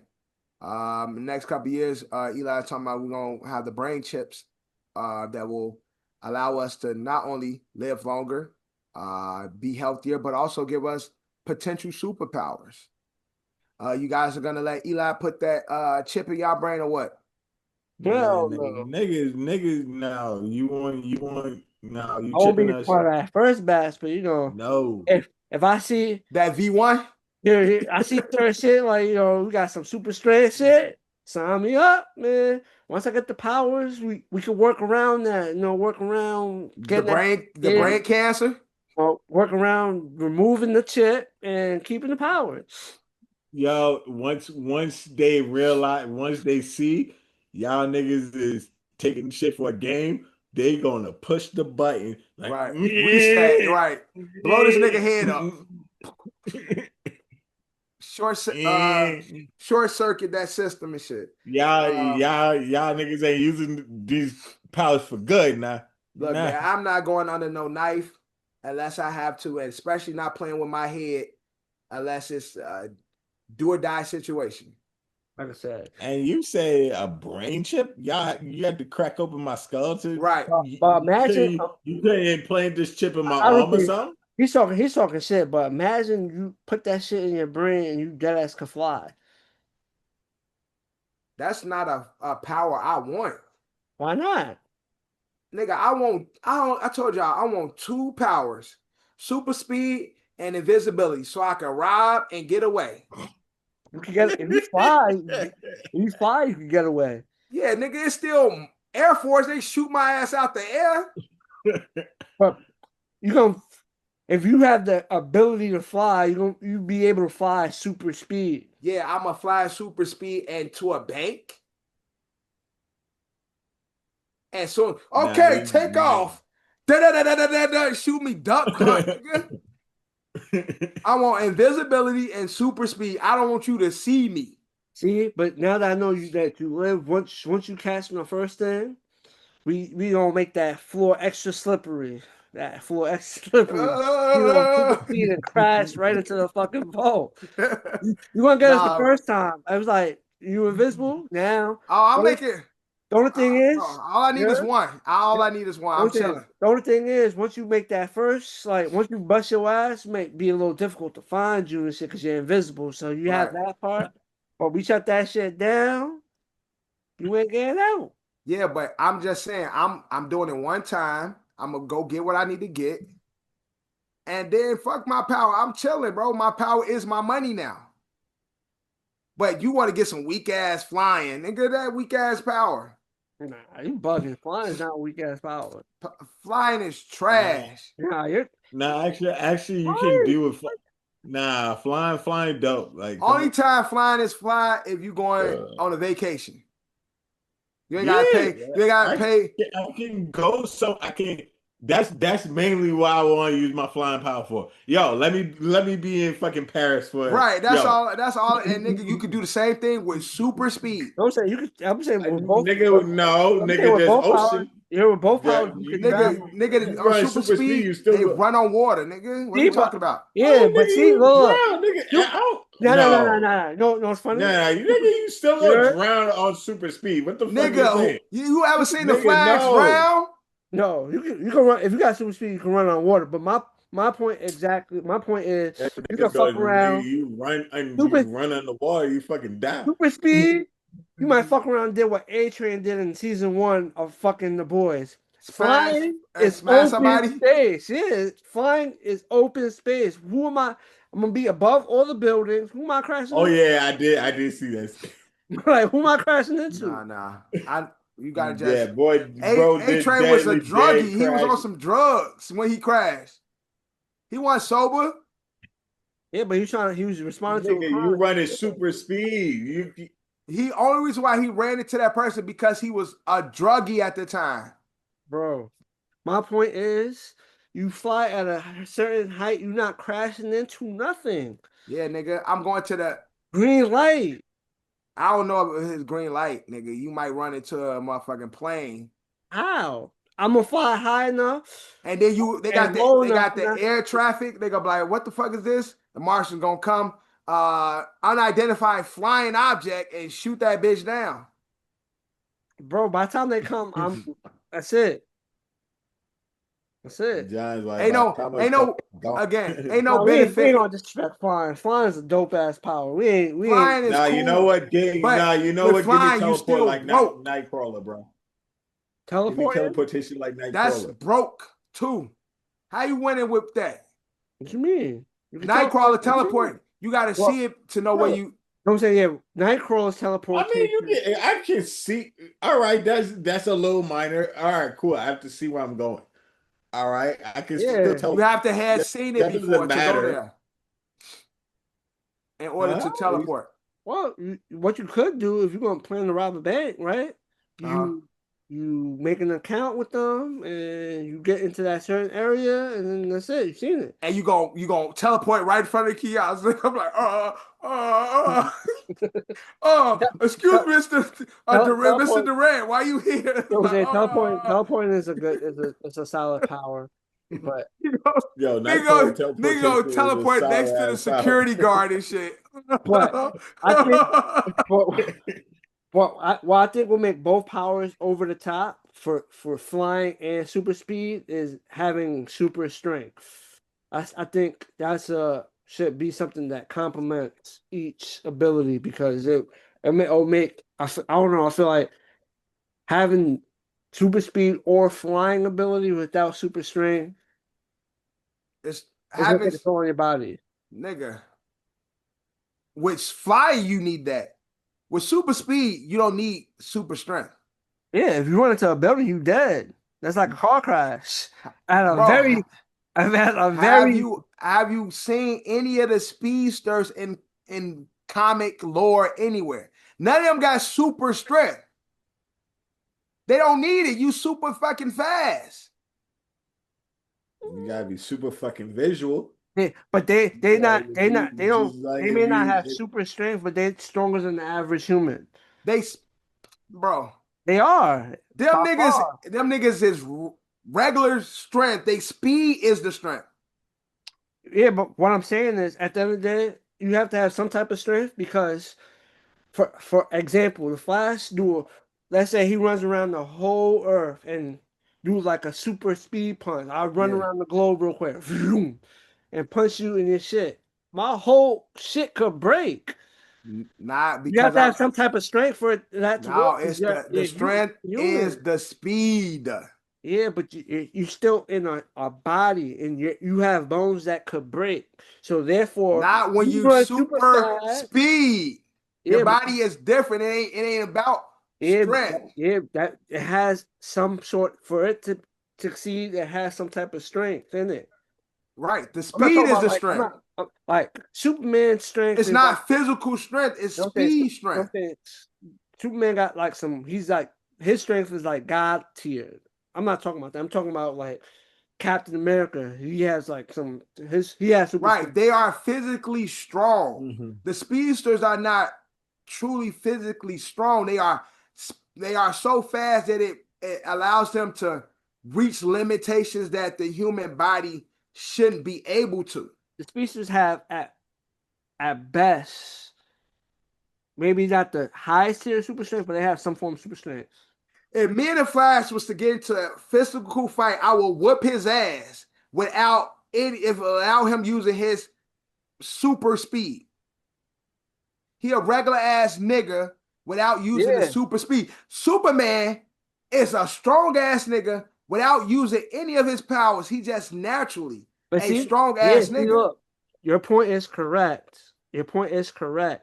But through their speed, they have superhuman strength.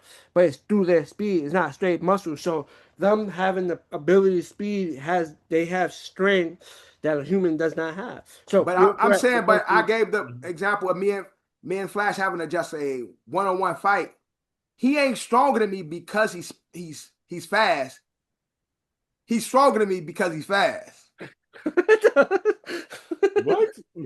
Yeah, no, that makes perfect sense. He's saying he's not stronger because he's fast, but he's stronger because he's fast. Yes. So basically, you're saying if he doesn't use his super speed, you beat exactly. He's a regular guy.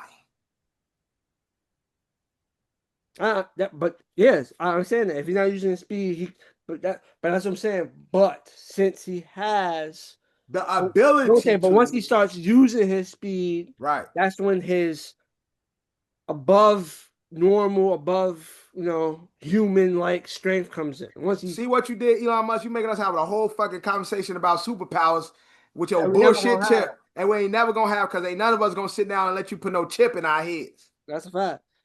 Except for Drew, because that might balance him out.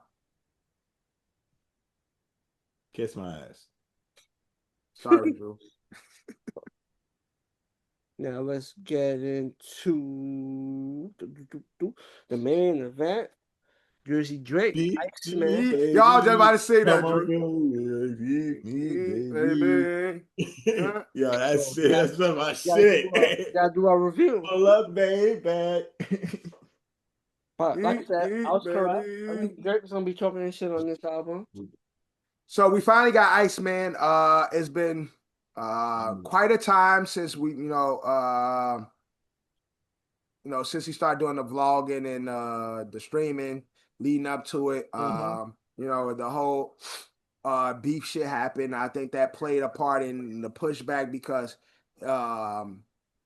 it took us a while to get this album. We were supposed to get this. We were supposed to get this last year. Yeah, it took us a while, and I think he had to go back into the studio. But not only did we get that, we got 2 other albums, and we'll talk about that on other episodes to come. But we're only talking about Iceman because that's the album that we expected. Just to let y'all know, the 2 to 3 people that watch us, we're only talking about Iceman because that was the album we expected. And then on the next 2 episodes, we'll cover the other albums because we want to give all of them a fair listen. So, and we not like everybody else that's just trying to quickly talk about all the music and shit. Cause I hate when niggas like got an opinion too quick. It's like, y'all niggas, if the shit came out 2 hours, y'all, this the best shit ever or this the worst shit ever. It's like, I don't want to hear y'all niggas within the first 2 hours. Give us some time.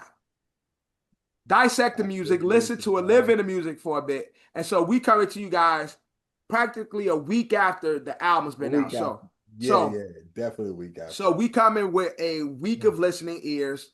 And how y'all feel about it, guys? I love it. It's solid. I love Iceman. I think Iceman is solid. I love it. Said Drake was talking his shit. He had them slick, subtle bars. It's like you gotta catch it. And it was like, I knew he was gonna be, I knew this album was gonna be full of that. Like, it's definitely Iceman because he is seemed to be cold-hearted. He seemed to be hurt on this album. It's a lot of dissing throughout this album. I'm fine with the dissing. I'm not. I don't have no issue with it. For my first couple of listens, I wasn't the biggest fan of it. I've grown to like some of the music more over the course of the week as I listen to it more. I definitely think, to me, the best song on this album is "Make 'Em Pay." I think that's the "Make 'Em Pay" is definitely a highlight. I think that's the best song on here. Make them cry is this. So I want to say "Make 'Em Cry" or "Make 'Em Remember" is like a second. I think the "Make 'Ems" are the best music on this project. So we got 18. My favorite though is "Make 'Em Pay." I'm saying that's a very good one. Series of the Make 'Em tracks. What is your outside of "Make 'Em," my other favorite song is "Shebang." That's my favorite because it's a vibe. It's I like "Shebang." I like "Shebang" a lot. I like of course we had "What Did I Miss?" That's old. But I know you know what kind of like because we had "What Did I Miss?" You really listen to it. Like, I skip it every time it comes because you already lived with it. Yeah, you already lived with it for. I already lived with it. Like, so I skip it, even though it goes like in the flow of the album, it goes with it though. But it's just that it makes no sense to really spend time listening to it because we've already heard it for quite some time. I told you that first batch of songs was solid. Remember when we first started talking about it, you was like wasn't feeling that first batch. Yeah, and and even with listening to them, like I still don't have many of those records that I like. Out of that first batch, I think Ran to Atlanta is ass to me. I hate that song. You know what? You know what? I hate and going what the deal. I was rapping like this in the fence for real. And bro, I hate that. I hate the flow he doing. It's a typical. You know what? It would go on What Time to Be Alive album. It sounds like a record that didn't make What a Time to Be Alive. It sounds like one of the ones that didn't make it. I mean, but that is a typical. I say that's a typical Drake and Future record right there. Yeah, it sounds like something. Record. It sounds like they were trying to recreate a Drake Future moment. I mean, but it's going to do what it do. It has, you know what, you know where it does. It has its place. Like it has its. It's for the outside. Yeah. Like you hear that in a club. That's where it's going to live the best. You're not. Yeah. It's not a record you would just throw on like regularly in your house or anything. Yeah, honestly, it's outside. It's an outside club record. This is a decent album, and I just be honest with y'all. Most of these records won't live with me outside of this moment. Like we're in the Drake moment. Other than Shebang, that's probably the only record that I'll pull to my Drake playlist. A lot of the songs for me. My biggest issues with this album is too many B flips. That is too many B flips. It is kind of a little thing to me, like with certain tracks. Because the reason why I say that because there's certain songs that I was vibing with, and they changed it with the first one, the first version of it. Like when you go to Dust. When Dusty got the girls in Atlanta, I'm thinking that's about to be some shit. And then it switched to Dust. Like I feel like those should have been two different records. They should have been the girls in Atlanta. Too Hard for Radio. Too Hard for Radio is the number one because I like the first one. The first part sounds so good. The first beat, it was fire. You was flowing on that shit. Exactly. I totally agree. Yep. And then it would switch to that to the West Coast bass shit. It was still West Coast bass shit on the first one. It was West Coast bass shit. So the first part was more of like Kiki. I like the first part. It was more of that West Coast Kiki. It gave that vibe. Then it went like straight Bay, Kendrick, GNX type sound. Like, and I understand that was your response to Mustard. They not like us because you was dissing with Mustard was on that. Right. You lied. You didn't have one till me and YG on it was on it, which that was a total undertruth. That was a lie. But like you was all right. You on your page shit. Lie to us, Drake, because that's what right. Again, you got to paint the narrative. Like you know what I'm saying. But like he did a lot of beat.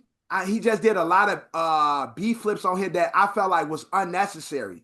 You know where it's like, and it also flipped with me because Burning Bridges, the first part, I actually like when the beat flipped and they were doing your baby mama.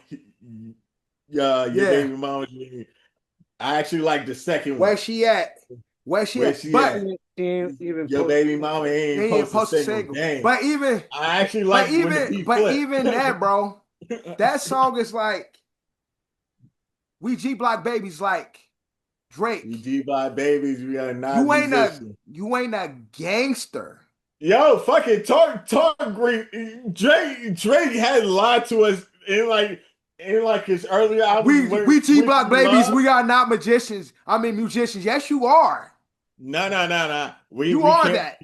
We can't because we liked headlines when he was bumping. Made that turn we like that shit when he was talking greasy. So we only don't like talking greasy outside this rap battle. No. What I'm saying is greasy his whole career. Yeah, he's been talking greasy, but you can't be a gangster. You can't be a rapper. You can't be a artist turned gangster. Usually gangsters turn into artists. You can't be an artist. No, I turn into a gangster. I see what you're making, but I was saying Drake definitely raps. I'm saying, but Drake definitely had some raps. The more I feel like as he progressed, it was like plot twist. Drake was leading the records, like, and I put a note. I said plot twist. When Drake become because I put notes. I said when Drake become a gangster? Question mark. That was no. Drake is leading us the wrong way. Don't let y'all niggas do what Drake did. We twisted it up because you twisted at me. Don't twist up your fingers at a gang member that be right. And that's what I'm saying. Drake said, if you don't know what it means, don't be twisting it. That's what I said. Drake said he said it there. I don't know what it means, so I twisted. I twisted up like. I'm like, no. Who does that? No. Don't do that. Who does that? And that's what I'm saying. It's a catchy chorus, but don't do that in real life. Right, exactly. And so on one of them, that's what I'm saying. It's just like a lot of them. Like he said something like, we heard your man. It probably was that. He's like, we heard your man got hit, but it was messy, so it wasn't us. Like. It was one of the bars. I got to look at one of the notes because saying, like, I know what the bar, but he's basically implying like it would be more. It would be a cleaner, precise hit. Yeah, it ain't gonna be no questions. There ain't gonna be no mess, no nothing. It's just, right. When we come, that's it. It's over. Right. He said, "I heard your man got hit, but that wasn't us because it was sloppy or something like that." That's what I line this. I'm like. Come on now, Drake. I know Drake always have his subs and his little subliminals, and he be his 81 and all that. You know, 81 is like Biker Gang in Canada that he be rapping and shit too. My point is Drake's lyrics definitely he's been talking this shit for a while. So that's my talking this shit for a while now. Drake always have the subs and always talk his little shit every now and then. But this Iceman. It's just like he only did the gang shit and on 2 records. Bro, he done the gangs. He talked that shit through the whole album. This album is hard record. Hard album. It wasn't that much gang shit on. It wasn't that much gang shit on this record. If you go back to discography, you're gonna find records like. No, I know you're gonna. What I'm saying is, you're gonna find records like that. But Drake always had the melodic shit. Yeah, but to mix it in. This album as a whole. 3 albums. It was straight rapping. So I'm saying, I can only speak about Iceman. That's why I'm speaking about Iceman. In the regards to Iceman, you just focus on the straight rapping. Right. So you can still talk rapping. Drake can still rap. Drake is one of the best rappers. I just felt like, and I'm only speaking about this album, it was a heavy dose of Drake rapping tough. Sometimes and so it was a good tough Drake. Like when you're addressing what he's addressing, like sometimes you come off tougher than what you actually are, but like it was hard bars. Like you gotta admit, like then the payoff, like even with the I said I don't know why I don't even remember don't worry. I said whack mid. I said mid because it's Drake. I don't know why. Maybe that's another tough record that I was like, don't worry grew on me. I didn't like Don't Worry at first, but Don't Worry did grow on me. Like and then the whole Iceman thing, right? The sample has been the lead for the the marketing, and then it don't even really pay off. We don't hear it until the very end. The Iceman sample, the Montel Jordan sample that he used. Free love that he's been using to promote the album, the Iceman sample. You don't. That's probably the only sample that he uses on that song. No, I'm saying it doesn't pay off until the very end of the album, whereas he's used that to market, but you don't get that until the very last song at the end with Make Them Know. It's not like the way he marketed as if he used that sample to make a song, and it's not really a song. It's a interlude at the very end of Make Them Know. So like, okay. So that's what I'm saying. Like that didn't pay off well because the way he was marketing that record, I was expecting to hear a record based on the sample. You expected to hear it throughout the whole. I was expected to hear a record based on the sample. Did you? That's what I just said. I was because that's how he was in his streams. He was using that to market the album, that Iceman thing. So the way, as much as he used it, I was expecting a song to be based on that sample. But it really was just an interlude at the end of the. So my point to be is like, yeah. He was using it to promote the shit. He used it as interlude. So maybe you just had high expectations for the same. No, and that's what I'm saying. Everybody, and this is why you guys got to pay attention to the message board, because people are saying like, where's the Iceman sample? Because as you listen to it, you got to truly listen to the whole album to get to the end to hear that Iceman sample that he put out. And niggas was expecting, because of the way he marketed that sample to promote the album, people were expecting for that to be the basis of a full song.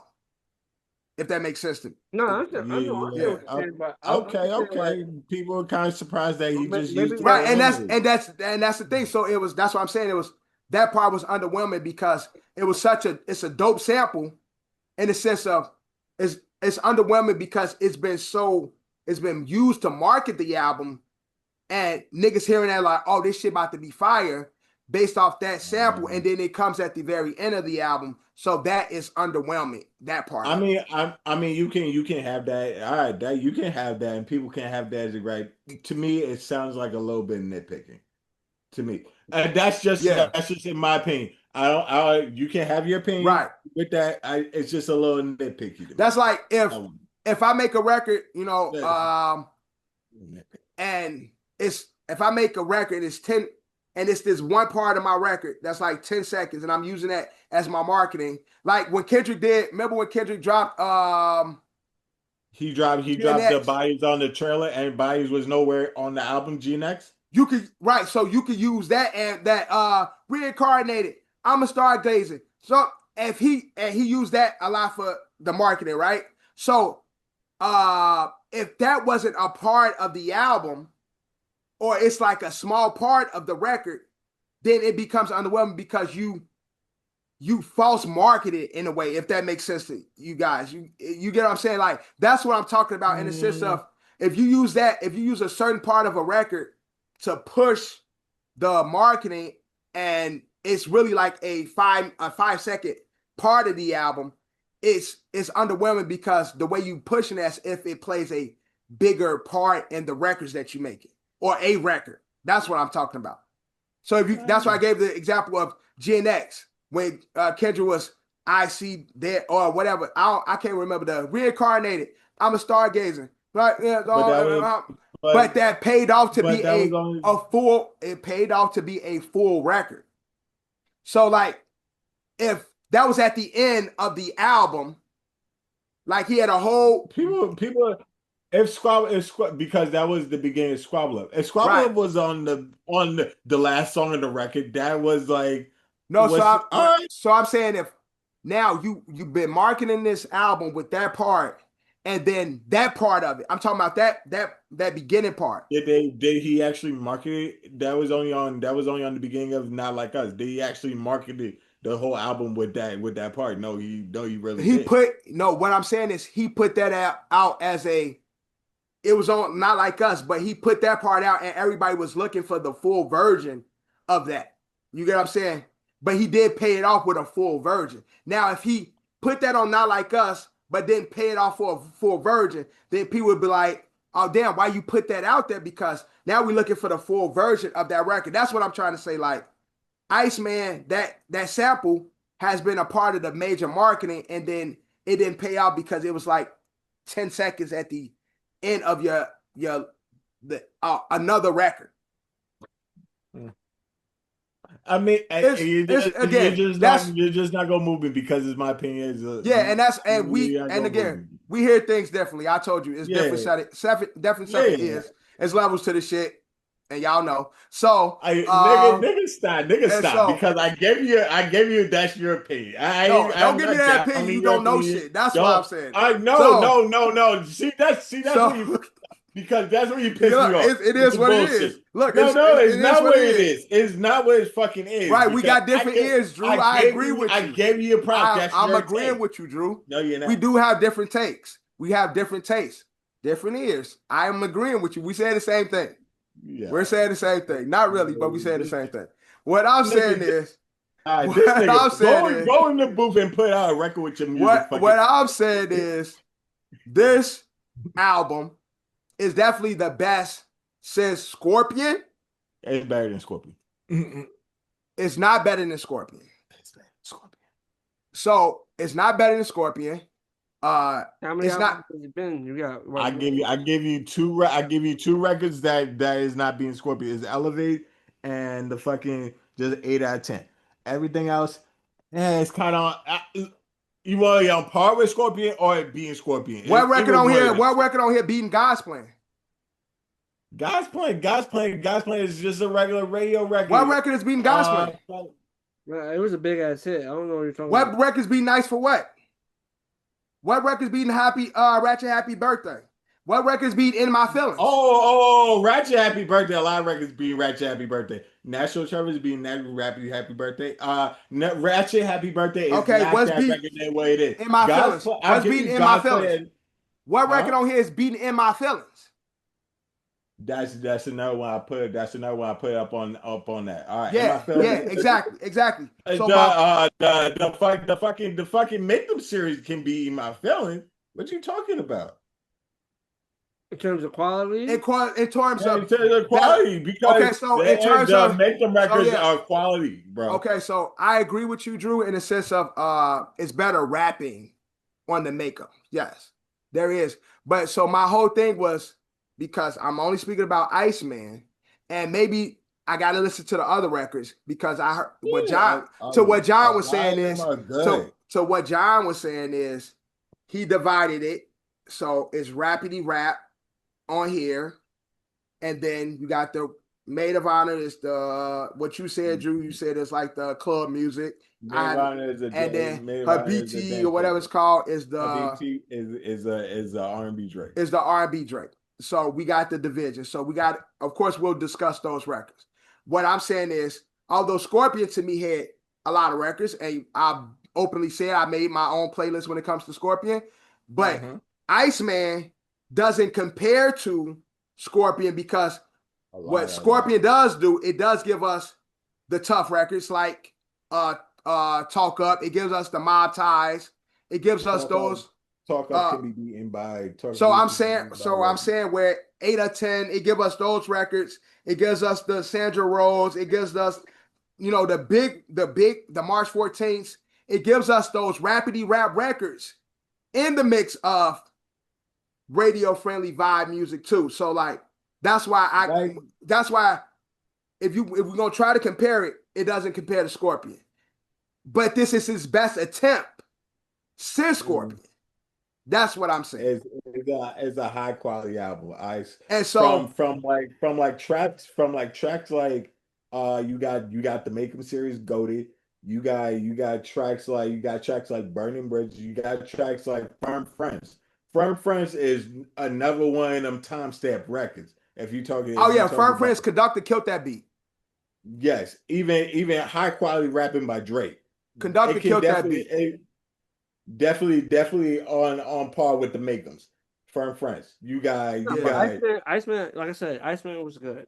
Iceman was good. Iceman is a good project. Definitely an 8 quality 8 Drake. more of I give also Iceman 8 Drake trying to prove on the high scale. Yeah, that was that album. Like Drake was making a statement slash trying to prove something to the world. Yeah, oh, he definitely trying to prove You that. got National Treasure. You got National Treasure. That's definitely a good track. You got Burning Bridges. When you beat flips, when you Janet shut the fuck up. That's a bop right there. That Janet shut the fuck up. Again, I talked about I don't like Janet. I don't like Janet shut the fuck up. Only part I like, awesome I just like the hook. That's the only thing I like on that. Janet Shut the Fuck Up is an awesome record, bro. Like, I'm pretty sure Janet Shut the Fuck only Up. thing people love Whisper is My the Name. sweet baby. Like, that's the only thing that's cool about Janet. That's because it's catchy. It's catchy. Right, it's catchy exactly. That's what I like about Janet. No, but if you listen to the verses, he killing too on the verses, especially the second, verse. Yes, I know. Whisper My Name. Whisper Name is a tough joint. Oh yeah, I like Whisper My Name. He went on a run, bro, with this album, bro. From Whisper My Name all the way down to what I say about Whisper My Name? Let me go down the run because Whisper My Name. He went on a crazy run. He said, "What kind of man are you?" A middle one.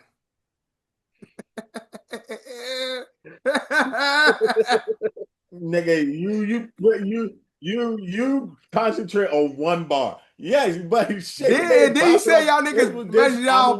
He said measure y'all penis with millimeters or something like that. One of the records. Said something like that. Yeah, one of the records. He definitely did say that. Yeah, I forgot that one. He definitely did say that one. He definitely did. He did. I think that was one of the Make 'Em songs. He said that. I think it was Make 'Em Cry. And I put. He definitely did that. That's. No, I put, and it was on Make 'Em Pay.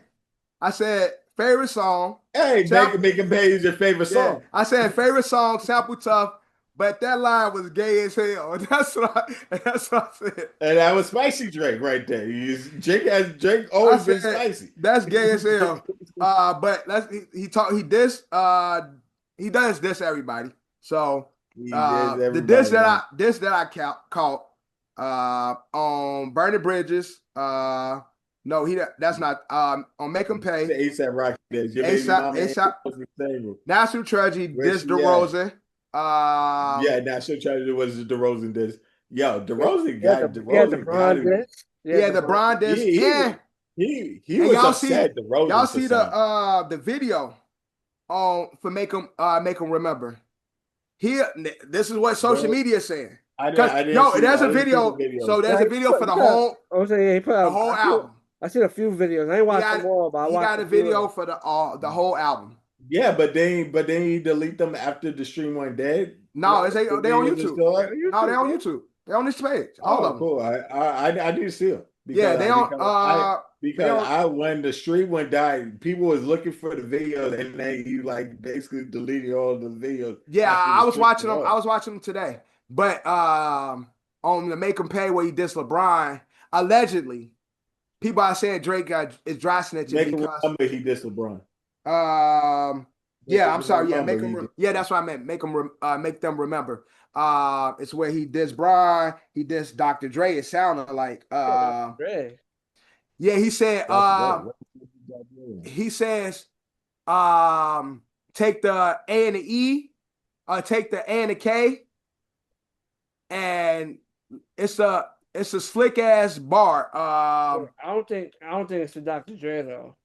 I'm telling you, bro. Look, I've been doing a social media nosedive so I can have my information to talk about this. There's a Dr. Dre connection too because of Kendrick and Aftermath and because it was saying something about in the scope.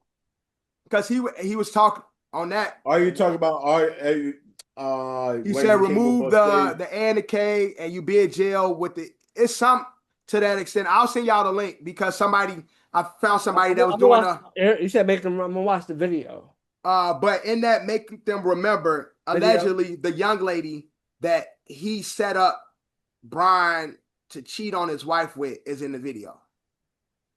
That's what and this is an academic. That's what academic is saying this is the girl that Drake set up Brian with, and so why Brian because DJ Academic said he don't even know why Brian was there, knowing that Drake knows the things that he know. And Academic said this is the young lady. Well, maybe because we think that we men, and this is stuff that men ain't supposed to speak about. Even though we fall out and shit, you ain't supposed to be out there. Because when y'all get a chance, watch the video. That I cheat on my wife. Watch the video. Because then Drake look at the screen, he smiled like this sinister smile, like when the line is when he says we talk about Brian, he turns around and look at the camera, and it's the girl walking up, and he's smiling like sinisterly, like, and then Ack is saying like the reason why he did that is because this is allegedly the young lady that he set up Brian with in Canada, allegedly. And you know what? All this shit, Savannah is still a rider. Let's go. What the fuck y'all did? Savannah is still a rider. Look, Drake is telling. That's what I'm saying. He ain't gonna say it straight up, but allegedly, and this is from his guy, Academic, saying this is what's going on. That was not cool. He ain't really. That ain't man code. Telling, but he ain't really telling. You gotta have man code at the end of the day. We men, you man. It's all speculation. Even right, it's still all speculation. It's all speculation. But this is what's being said. So if you listen to the album, there's like little nuggets in the videos like that he's put out for these records and stuff. Like on one video, he's burning like the bot phones, and it's like talking about the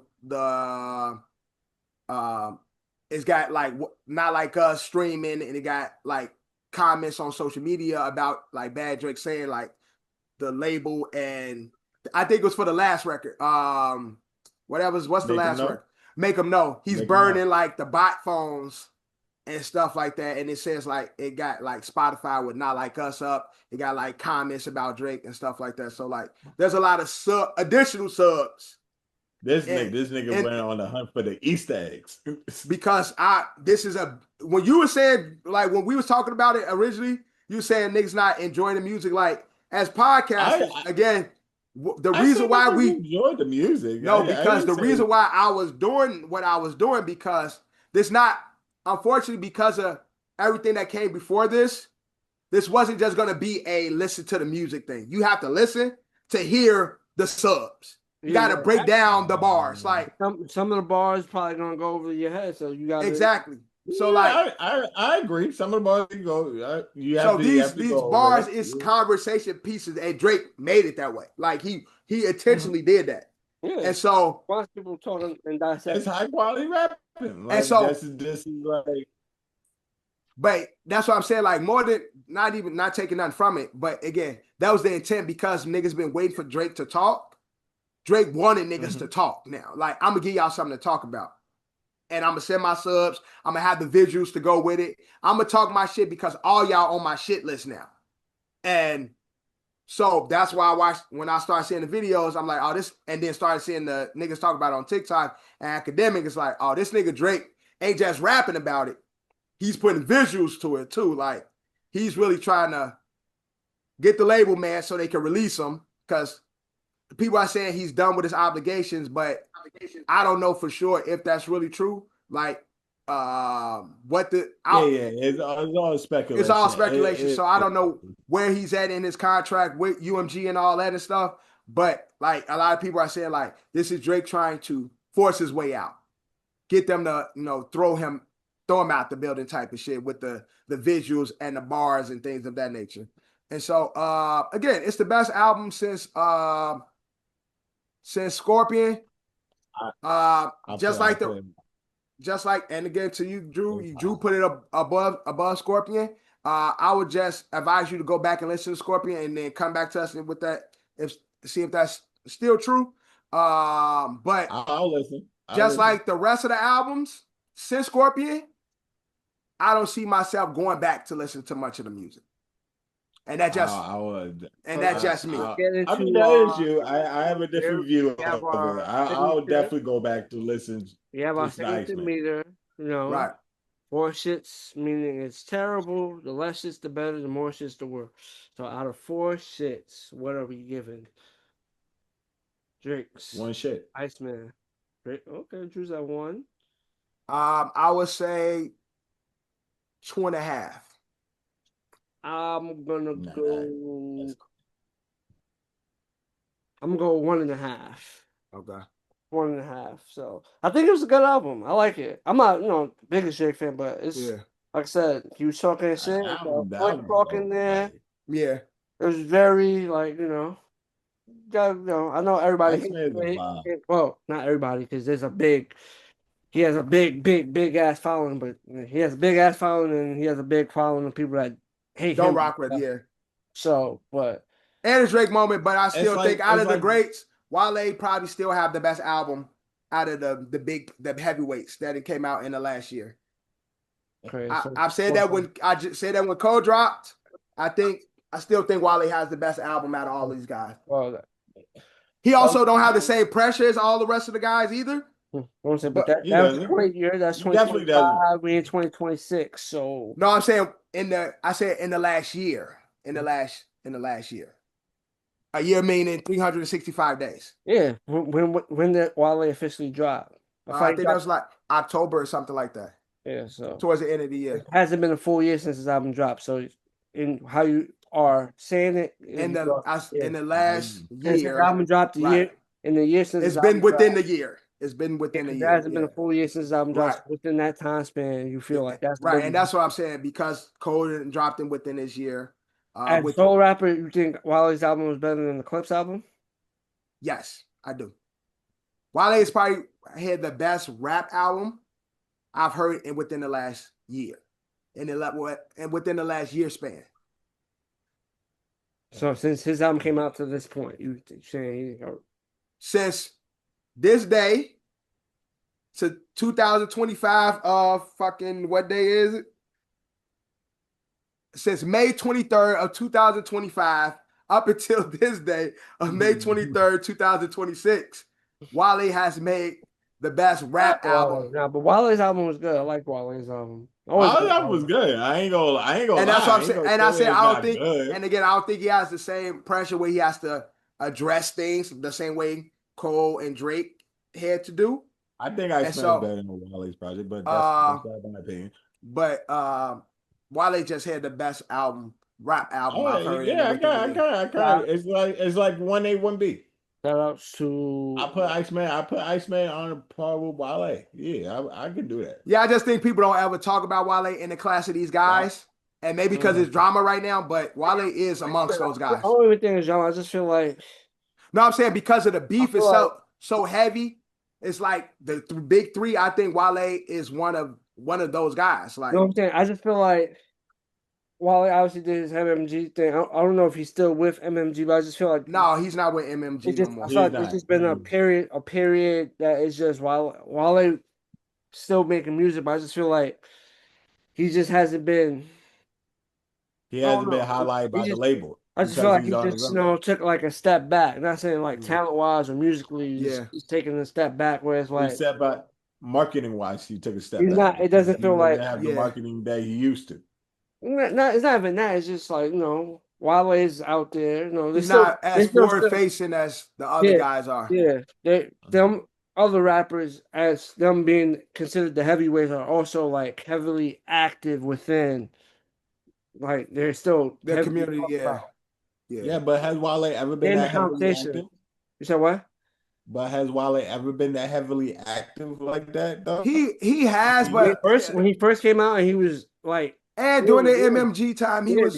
I'm saying he was more in the conversation. People was more talking about Wale in that moment, like his come up and his he started dropping his albums and he wasn't because I always think like Wale drops a project and then he takes like a year or two off until the next one. But I'm just saying like he never consistently drops music like that. I feel like there was a point like you see more Wale and than you do now. Yeah, and I think and it could to somewhat of what Drew was saying, it could be a marketing thing because he was with the majors, where more marketing dollars was spent on him. but Wale always did once a year or once every other year, but it didn't feel like he was removed as much from the. His records was moving. His records was being moved. Features, he's doing features. He's your name and everybody's. Like, oh shit, Wale's on that. Wale's on this. I just feel like. I don't know by choice or by it probably choice. Is the marketing than what I just said. Like he was actually pushed. Yeah, I'm saying I don't know if it was by choice or not. He just took a little step back, and he's just like he's just not in the forefront like how he was a few years ago. Yeah. But again, we still one thing I can say though, we are still getting great rap music because people were saying like it was a space missing when Drake wasn't here. It wasn't. Maybe like y'all niggas don't really listen to rap, so y'all looking for music that make y'all feel something. But Drake continues to. There hasn't been. You know what? One thing about it. I ain't gonna say the rap because there was good rapping like last year. Yeah, but the albums was good. But what we didn't have without Drake was somebody that pushed the needle. Right. Yeah. Exactly. More of that. Right. Rap didn't really have that popular person, like that face in the amongst the mainstream. That's what Drake is. And so with Billboard, as we can see the numbers that he's doing and all the albums being on the Billboard, Drake does push the needle. But the fact that people say like, rap died when Drake wasn't there. No, it wasn't that. It was still good rap. It was still good raps out there. But we didn't have the boy to be the face of rap. We didn't have the golden child. Right, exactly. And he said he about to change it from the boy to the man. He said that too on the record. But like I said, yeah, because it